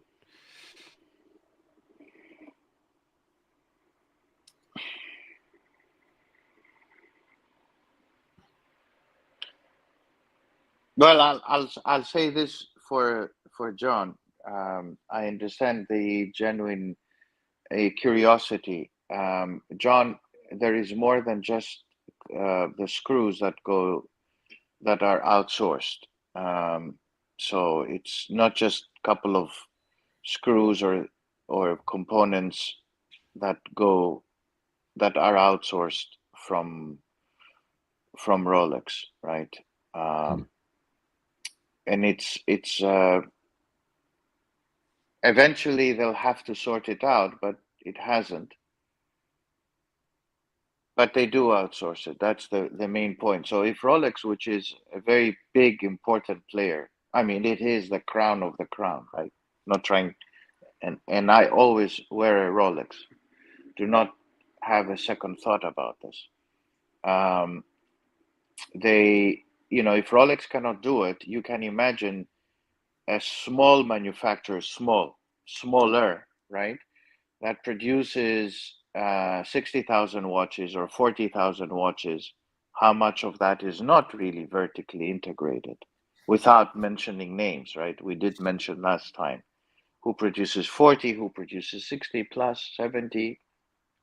So Hmm. you can imagine how much is produced inside and how much is produced outside. And it's not that they're being bad. Let me say this. It's not that they're being bad and they're trying to run away and sell you something. No, it's just that the process of manufacturing these items, like other items as well, it's part of manufacturing, are not cannot be produced inside one entity. It's not. I mean, even the glue that goes into the dial cannot be produced. The glue, Right. and the glue is important, right? It keeps all the components together. The glue is not produced. I said that the luminescence, the element that goes into the hands that make it glowing at night, that chemical process is manufactured partly in Switzerland, a lot of them imported. Yeah. Yeah. I mean, I think ultimately people are usually blindsided by this because um, they weren't made aware previously that most of this vertical integration story is a marketing ploy that Rolex kind of, went with on the go with the popularity of the new Daytona in 2000. I think they realized what they had in their hands with that whole story about in-house caliber. You know, they were probably like, oh, this sells. Let's let's build the entire brand out, around it, because at that time this wasn't very common, as a marketing campaign, as a narrative that you would build a watchmaker around. I don't think it was quite innovative, in fact, at year 2000. Don't you think so, Professor? You know a little more about, yeah, quite a lot more actually, about the recent history of these brands than I do. I mean, there was a drive. There are two historic things that happened back then. One was uh, Rolex always wanted to drive this idea of vertically integrating everything because they had become huge. Back in the 2000s, early 2000s, they were already producing 750,000 watches a year. So Hmm. they did have the economies of scale to invest in the production of an in-house movement for the Daytona. It is not a very sophisticated movement, and they have borrowed, they bought the El Primero for so many years from Zenith that, at some point there was internal pressure to build an in-house movement for the most complicated watch. Um, and they had to do the improvements they had to do, but it is an investment for a company to do this. But only have since they reached that size, they were able to move to the next level. I mean, back in the 2000s, in the early 2000s and the 1990s, if you look at your watch, the finishing of the watch was not very good. I'm sorry to say. Hmm. And that's because they had quality issues. It was really after the 2011-12 era of Rolex that it really started looking at the quality of the component that went into the manufacture. So it's really a 10-year change that took place. I mean, you go back to your 1990s watch and you look at the hands, right? The hand of the watch, the minute and the hour. Look at how much it it was badly painted.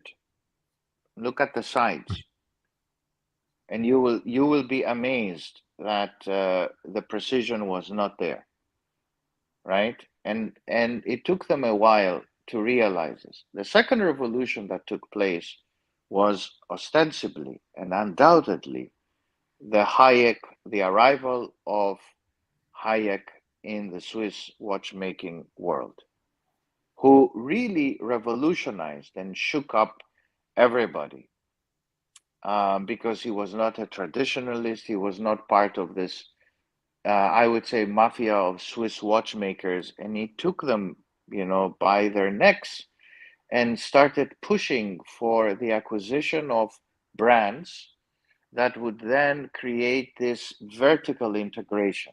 So Hayek actually moved to the next level, the Swiss watch industry. Of course, now they have taken so much into their Swatch Group fold that a lot of the small brands have been hit and impacted by that because Hmm. they don't sell ETA movements, they don't sell indices outside Swatch, they don't sell anything.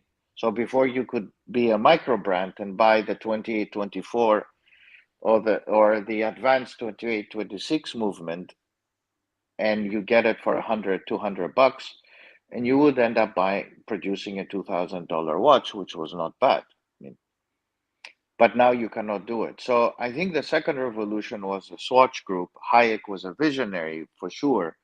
And then he started the process of buying watch companies, which was also unique.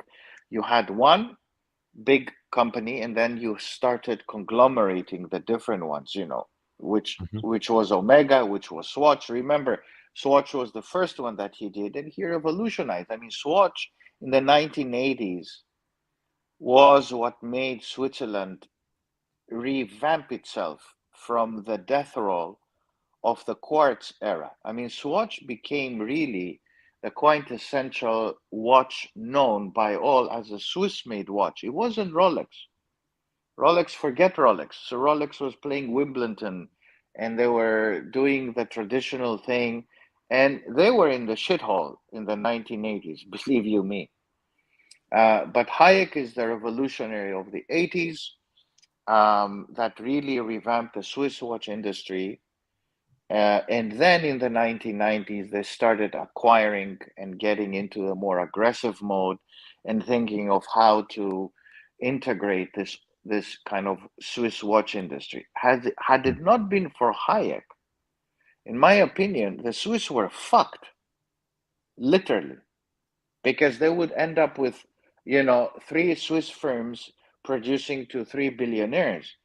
Today, the Swiss watch industry benefits primarily from the big brands, not Patek and Audemars. These are not the big brands. The big brands is really Swatch with Omega at the center and Rolex, Hmm. right? Nobody cares about, I'm sorry to say, Parmigiani and all of that. I mean, this is very good, but this is for aficionados like us Yeah, discussing this it. is So this is for us. Yeah. yeah,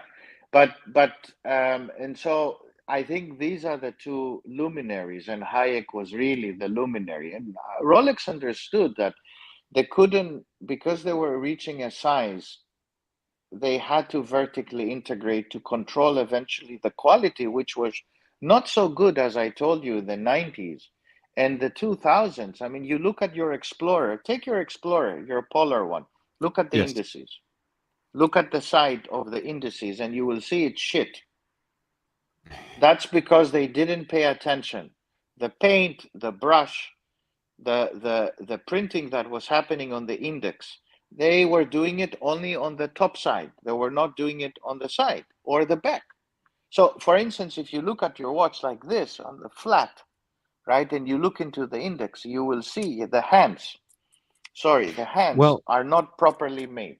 one thing that I will read from Thomas and respond, even though I largely agree, but I want to qualify it. So he says the Tonda PF micro rotor is one of the nicest watches released in the past year that I have seen. I tried one at a watch show in November, talked with the rep, and it was beautiful, ultra slim. And he says Parmigiani make everything in house, the cases, the bracelets, the movements. I would prefer Tonda PF micro rotor to an overpriced gray market Rolex any day of the week. Again, Parmigiani makes everything really beautifully, um, but you can even qualify that story because Parmigiani's movement manufacturer is called Vaucher, and Vaucher is owned, as far as I know, um, by the Sandoz Foundation, and Hermes also has a 20% stake in it. So, Yes, yes, yes. Correct, correct. so if So, and as far as I know, correct. they produce for Parmigiani Fleurier, Hermes, and Beauvais, if I'm not mistaken, right? Correct, correct. Absolutely. 100% And spot and on. possibly, I'm suspecting this. I don't have any source for this, but possibly I feel like also Chopard LUC, perhaps some of the Fleurier movements they have that must come from somewhere. Because some movements have Geneva seal for Chopard LUC, and some movements have the mark of Fleurier, which I don't know where it comes from. Probably Vaucher.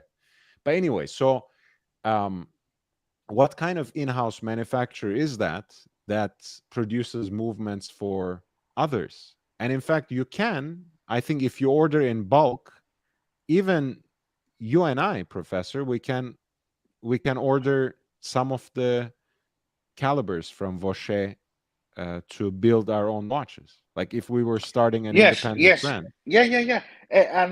This is a very good point. You're raising it, but I want to go to the question that Thomas made, which Thomas, I don't think we disagree, not at all. I think, the issue with Parmigiani is that to the point of Lord is that they do reach out to others. Everything in-house, you know, does it really matter? Let me point this issue. Does it really matter? Everything in-house. Um, I wouldn't say it matters that everything is in-house, but all I'm saying is that don't buy the marketing gimmick that everything is in-house. Not for Parmigiani. Parmigiani, they're a unique brand like many others. I'm referring to those who claim, like Rolex, that we make everything in-house. Oh, we have the foundry and we make our own gold. We melt it, we bend it. Sure, okay, but you know how they used to do it before? The cases used to be made somewhere else by somebody else. Okay, the gold ones, and they used to get them and then uh, um, uh, go through a process of shining them and taking out the rough edges. But everybody still bought the watches.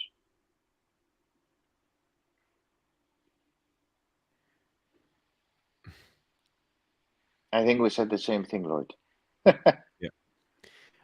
And again, I want to agree with Thomas, right? Even retail versus retail, and with all due respect, I would take I would take a Parmigiani watch over a Rolex watch today in the contemporary line. But that's just me. Yeah, if I had the money, Yes. definitely, I would definitely go and get the Parmigiani. Regardless of, I don't care the gray market, the appreciation, the investment idea, and all that stuff that people get bogged down with. But you're buying into a fantastic watch brand. And the same goes for some of the others. You know, if I had the money, $100,000, I would immediately go and buy ALS, A Langenzone, Mhm. as the chronograph. But you know, I have to Yeah. have probably 50 million for me to go and allocate 100,000 to buy a watch. I just don't have it. By the way, I had a poll that I will end now. If you guys want to put your last votes in, which Lange chronograph would you rather have? Dhatograph up and down in platinum was an option. 1815 chrono in pink gold or white gold was another, and the 1815 Rattrapante split second in honey gold was the other one. Get your votes in, and I'm gonna end it in a couple of minutes. But most people have voted for the Dhatograph, which I appreciate because that's my favorite as well. Um, so the other watch that I wanted to hear your opinion on, Professor, that I discussed earlier was Laurent Ferrier, actually. Again, another independent. And they are releasing a limited edition, yet another limited edition of their classic Traveler with a very unique meteorite dial. Um, this is apparently from a meteorite that is the earliest known to have hit the Earth, somewhere between today's Sweden and Finland. Ah, not in Namibia, the one that Rolex has. No, this is. Let me read it again. Uh, Mo I mean, what kind of rubbish is this? I mean, they Mo found another Mooniana meteorite. Moonianalusta. Moonianalusta. Moonianalusta. Yes, that's what it is. So this is apparently they dip it in a they immerse it in a galvanic bath to dye it this particular shade of blue and use silkscreen printing to enhance the natural grains of this particular cross section. And I think it looks quite gorgeous and interesting. Um, but overall, what do you think about the aesthetics of this watch? So you know, the dial doesn't actually look meteorite. So very different kind of meteorite than the other meteorites we're used to. Hmm. The meteorite dials of well, Rolex, Rolex. really. So happy to see that this is a Nordic meteorite and not an African meteorite. Um, Maybe they can decide to find another meteorite somewhere in the middle, but God knows. I don't know. It's a beautiful watch, right? The only thing I don't like is this kind of half baked, half cooked date, which is 14, 15, and then kind of the 16. See, that's the problem. That's the problem. It's not a date.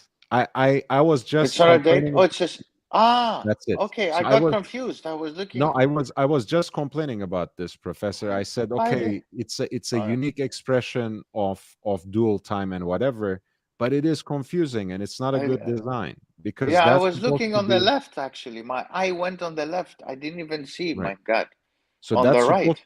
that's supposed to be home time, Oh basically my God. expressed in a 24-hour indicator, but it's the same Roman numeral as the date. So it's confusing and not very intuitive.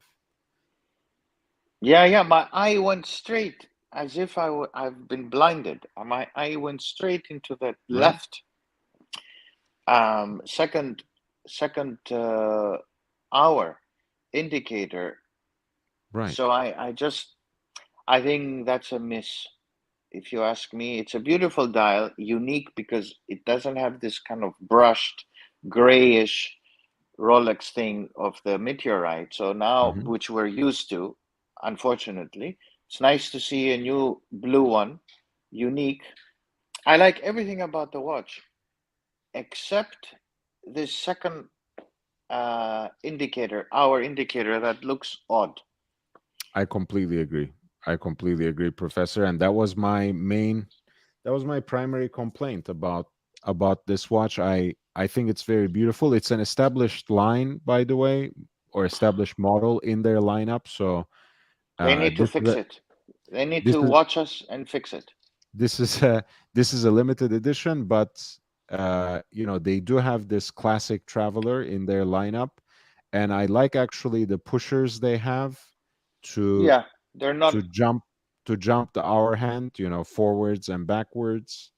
But the hour indicator, the 24-hour indicator, I think, what they could do, just a suggestion, switch, at least one of them switch to Roman numerals. So here's a point for Thomas. Um, Thomas, if you look at this watch, tell me what is the one component that stands out as being an out of the house component, not in house. As you look at it, I'll tell you what is one that is really standing out, which is not produced in house. Only because Laurent Ferrier makes, how many watches they make now? 400 a year? 500? I don't even know. It's I like, think it's like comparable to FP Jaune, basically. Less than 1,000 for sure, but I don't know the exact number. yeah, yeah, yeah. The last time I counted was 350, but maybe now with all of this craziness, they produced 400. So I don't know if Thomas is listening to us and watching us, but yeah. So um, the one that I would say stands out, right, is the crown. Yeah. The crown is not in house. The crown is bought, sourced from somewhere else, which is okay, right? And there are many parts that are sourced outside, not everything. It's impossible actually to do it if you produce 400, 500 pieces. It's impossible to make everything yourself. I mean, just the dial would be made by somebody else on their behalf, right? The color could be unique, but where do you source it? How do you make it? Where do you buy your indices? Things like that. How do you place it? The placement is difficult, so you know they come ready made and all of that. Anyway, the crown is the thing that stands out, and it's not an in-house crown. In fact, from the crown, you can see who's the producer, Lord. I mean, where is it coming from? If you know your crowns, that's a challenge, but it is a well-known brand that produces this particular crown. I actually, I don't know. I would be just guessing blindly. So I'm not gonna play around. Okay, well, we'll discuss it tomorrow. Okay. Here's That's a good something one. for Thomas to think about and ponder. But I do agree with him, and of course with you, that it is a very beautiful watch, and it's a very beautiful brand, uh, Laurent Yeah, I'm not. Ferrier. And Ferrier comes from a traditional watchmaker Of family. course, he was. I think he worked 37 years for Patek Philippe, and at the end of his career there, he was the head of the Uh, design department, right? exactly, exactly, Um, exactly. yeah. One thing I will say again, I love the brand. I especially love that cushion cased model, the square micro rotor they have. That's my favorite of the entire line. Uh, I like the idea of this watch. I know Thomas says it's his favorite GMT watch, but honestly, I genuinely think that it's just badly executed, because the fact that you have both the dates and the 24-hour expressed digitally and in Arabic numerals just creates for a very confusing design. Otherwise, the complication is great with the jumping hours forwards and backwards with the pushers here. Um, it's just a limited edition, but the meteorite dial, in the way they painted it, basically by immersing it in this galvanic bath, creates something very unique. And I do appreciate what they did there. It's just 15 pieces, so just a way to draw attention to this particular model, really, ultimately, and something to give to their own collectors. But the movement itself is amazing. I mean, look at that barley corn decoration, for example, on the micro rotor, not to mention the natural escapement. I mean, it's a very different level of watchmaking. Yeah. This is how you're getting into the exquisite, exclusive brands. I certainly will not be able to afford one. How much do you think this one will go for, Lord? Well, I will tell you this. Laurent Ferrier's classic Traveler, in their normal, quote unquote, normal uh, editions, I think goes for, I want to say, $50,000. Let me double check. Yeah. No, 60,000. Um, so this probably is more like 75,000 or something.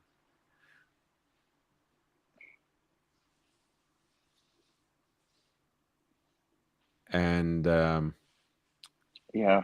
yeah, I mean, it's again, it's an amazing watch. This The case is in, high polished titanium, so has a very interesting and luxurious appearance. Um, but yeah, even at the regular model, it's it's a very dear watch. Um, Wristwatcholic says, "Is it IWC?" No. And he says, "I'm fascinated now," which means Thomas is gonna be tuning in tomorrow. So it's good. Jake Brooks says, "Did we go over those award winners for the year for exotic design?" No, not we have not. We are we're almost. This is our last discussion for today. We're almost ready to close. This is actually another meteorite dial of the same meteorite. Again, they used also similar techniques to get it painted in this blue purple color. This is De Bethune, a limited edition of their DB25 Stradivarius. Um, what do you think of De Bethune as a watchmaker, Professor? How do you rate them? I don't know them. Okay.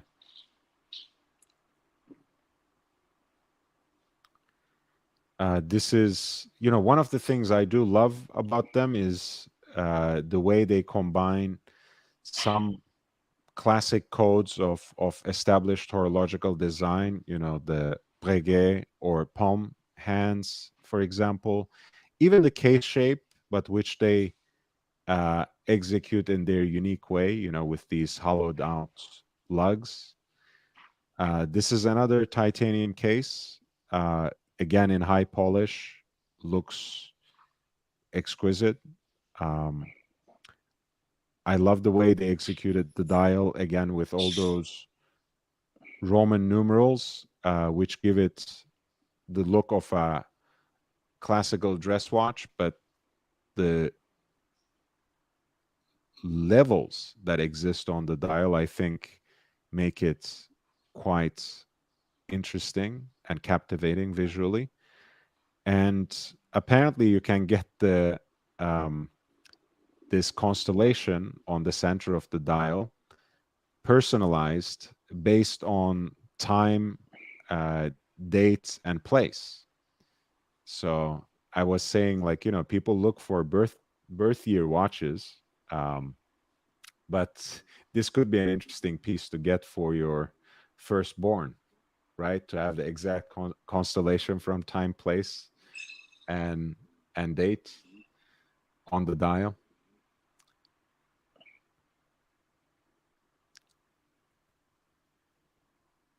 This is the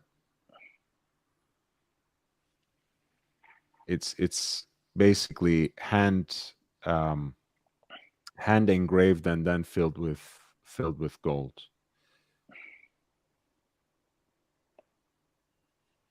And this is how the movement looks on the back.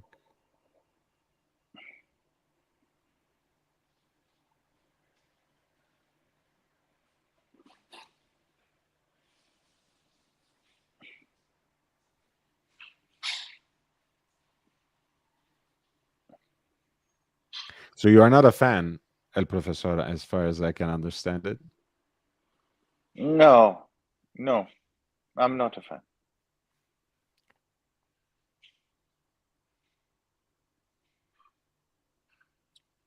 Very, it is a very unique brand also, but it's I'm not a big fan of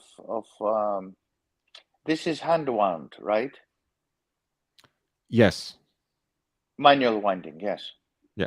Okay, it says it, yeah. Yeah, I mean, I like the sense of if you have 10 watch models, two should be manual. But I'm a big fan of the, you know, uh, automatic rotor. Mhm. I mean, it's nice to be a purist, but the thing that I never liked about this brand is that Mm. their lugs look weird, Mm. and they want to be weird. I understand, and there is this connectivity between their lugs and their calibers in the back. Not a lot of people would know this, but I'm not a big, I'm not.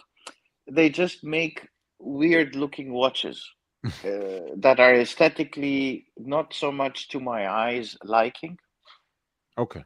No, I I, respect that. I think, it's like the previous one where you could confuse the second hand hour for being a date, which the purists there at Ferrier, they'll say at um, I forget now. The purists would say that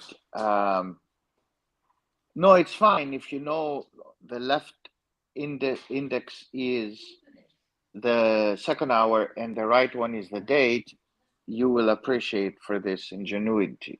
But again, there are certain things that have to be intuitive, you know. And this brand, although they're innovators. So let me say something. They're innovators in the watchmaking business, in the watchmaking world. They go a little bit outside of the norm, and that's fine, you know. But it's not to my liking, you know. The yeah, crown no, looks I weird. understand that. To The me, lugs to look me, weird. it's actually quite the opposite. I think they get things just right because they have all these elements of classical design that they mix with something very futuristic. And like you said, it's supposed to be weird because it's like it's a dress watch from the 21st century rather than 19th century um, or 20th Yeah, century. I'm just You're not impressed. no, I'm impressed, but I'm not so impressed. But there is something to be said about them pushing the elements of the brand and watchmaking to a new level. I mean, nobody else does it the way it is done. I think one thing that rubs me off the wrong way, but kind of drives the point home is this watch is not only hand wound; it's also a deadbeat second. So do you get what I mean now, in the sense that they are doing certain things so against the grain that, like you said, it's weird. Why do you have such a beautiful futuristic watch? I've never understood the deadbeat seconds as a complication for a mechanical caliber. It rubs me off the wrong way. So I do get a similar kind of frustration, but again, that's their way of doing things. They want to combine two different extremes, both in terms of their design and in terms of how they bring together different elements of horology. It's also 30-second tourbillon, but it's just Oh, on the this is a back. 30-second tourbillon. Yeah, but the tourbillon is on the back, so it's Yeah. Yeah, I could see it on the right side. Yes. So in a way, there are a lot of things that are counterintuitive, El Professor. So I do agree with you at that level, but I think it's a brand that pushes the boundaries, again, way out of my price range. I think even the regular production model of this DB25 series is like $60,000. So imagine how much this meteorite deadbeat second tourbillon, like 30-second tourbillon version would be. But yeah, I certainly understand your frustration as well. I mean, don't take me wrong. I think that this watch has a place in the history, and there will be people fascinated. I think, um, but I'm a bit confused. Will this be my first and last watch if I had the money? Probably not. Probably not. No. If I had the money, I'll be more of a traditionalist. Go back to, my little rabbit hole of I, Lange and Zone, and buy a chronograph. And, life is life. I'll enjoy it and cherish it. If I don't have that kind of money, I'll go back to my rabbit hole, again, and get a more kind of massively produced Toyota Corolla, which is a Rolex. It's a nice watch. It works. It will never die. You'll get scratches and be proud of the scratches and continue life. And if I want to be a little bit outside that, if I don't have the money, I'll probably go a notch below that and get an Omega Speedmaster or get a Tudor thinking that I'm wearing a Rolex. And not get robbed at the same time, because it won't be a watch that people distinguish, really. And that's it, that's about it. But these are unique pieces, and if I had the money, of course, I would probably buy one. I would probably myself stick to the either Parmigiani, without, if they fix this bezel, Easel. or a Chapek, if I wanted to be outside of this kind of world, and I don't want to pay I want to pay the money, but I don't want to have the, let's say, Audemars Piguet, Royal Oak, which everybody quotes now and wants to copy each other. I'll go for a Chapek anytime. And Thomas has a good point about the deadbeat seconds complication. It's a bit of flex. Everyone from Gégé Lecoutre to Ferdinand Berthoud have used it. I'm quite fascinated by it. Yeah. Lange did a very special edition in tribute to Walter Lange after his death, because apparently that's the complication he wanted to be introduced. And for years they said, no, it won't sell. It doesn't make sense. No one would buy a Lange watch to have ticking seconds. And finally, after he passed away, in tribute to him, they made a Walter Lange, Deadbeat Seconds watch, which was homage to Walter Lange, 1815. But that's also a beautiful watch in the sense that it has two actually seconds indicators. One, the continuous running seconds on the second subdial right here, and then the deadbeat seconds here mounted centrally, which you can engage with this pusher at 2 o'clock.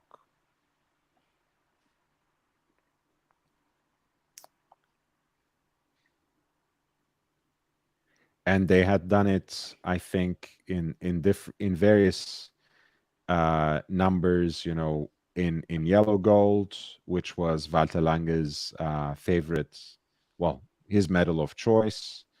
And I think they did some in was it, yeah, pink gold, and then in also white gold, and one in stainless steel, I think a unique piece in stainless steel, which they auctioned off for charity.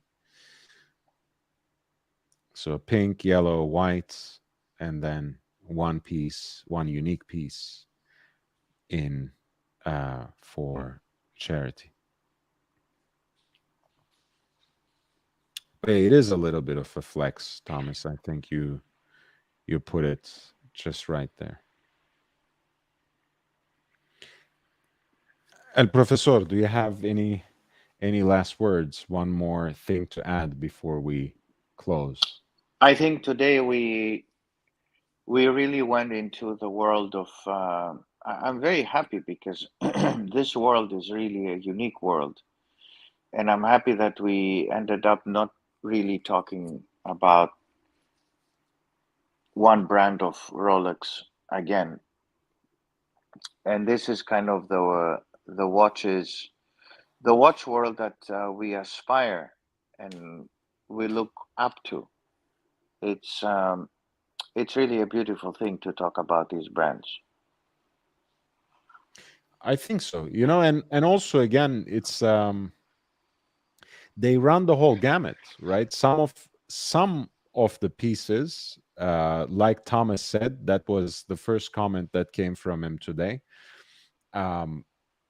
Some pieces by Parmigiani, some pieces by Chapek, actually trend for less than what Rolex trends for in the gray market. So yes, that's still a lot of money for a single watch for many of us.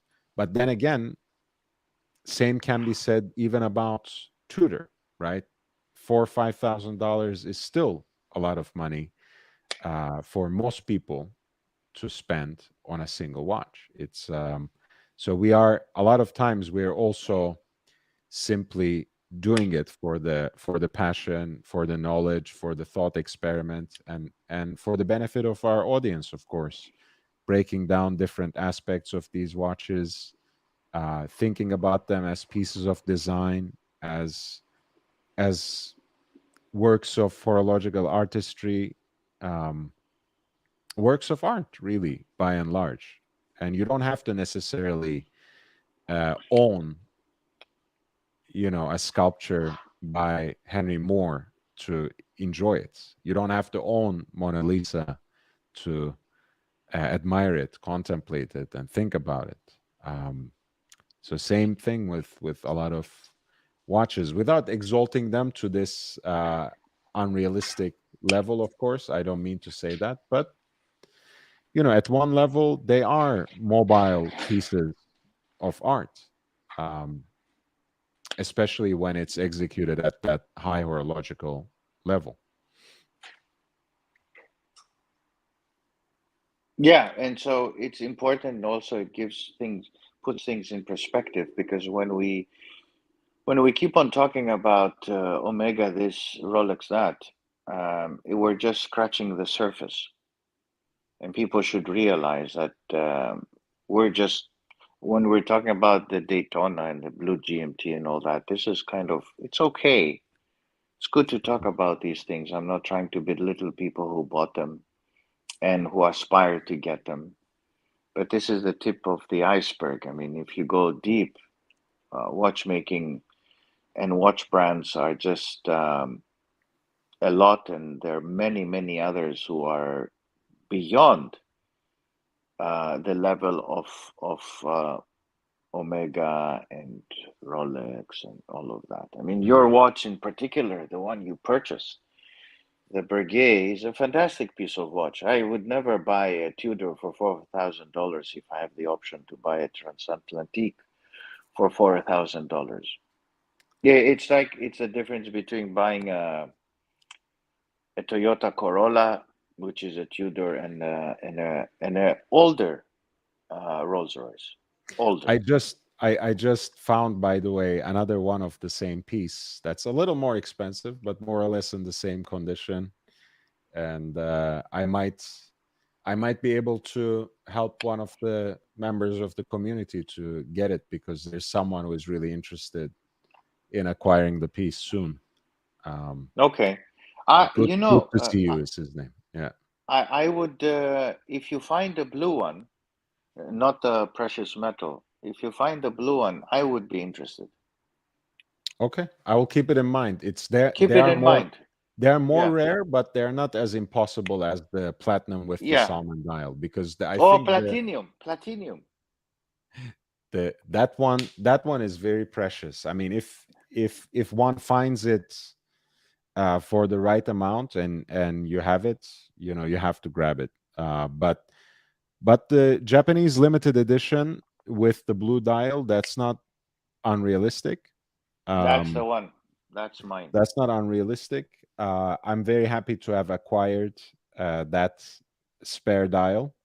Um, but yes, the limited edition in and of itself has the exhibition case back as well, so it's a nice touch. It's a unique piece. I think and it's a very nice glossy blue dial. I actually like it quite a bit. All right, everyone. Thank you again for being here. Thank you for your presence and support. Please upvote. Please hit the like button on the way out. It makes a lot of difference. Subscribe if you haven't. We're here with watch content every day, in addition to these Watch Talk live streams. So if you subscribe, you will be able to check all these different things on the cross section of watches and style, historical narratives, bargain hunting, all sorts of different stuff. Please watch some of those videos that are much more manageable, under 15 minutes. Um, and most importantly, spread the word, share the link with others, tell all your friends, and help me get to 1,000 subs so I can get something in return for my efforts, for my work, for my time. And if you want to contribute before then, please feel free. The information is in the crawling ticker. It is included in the video description. And I'm also posting the links once again in the chat as well. I will see you hopefully tomorrow. But if I don't, um, take care. I'll see you in the next one. And until then, I bid you adieu. Bye, guys.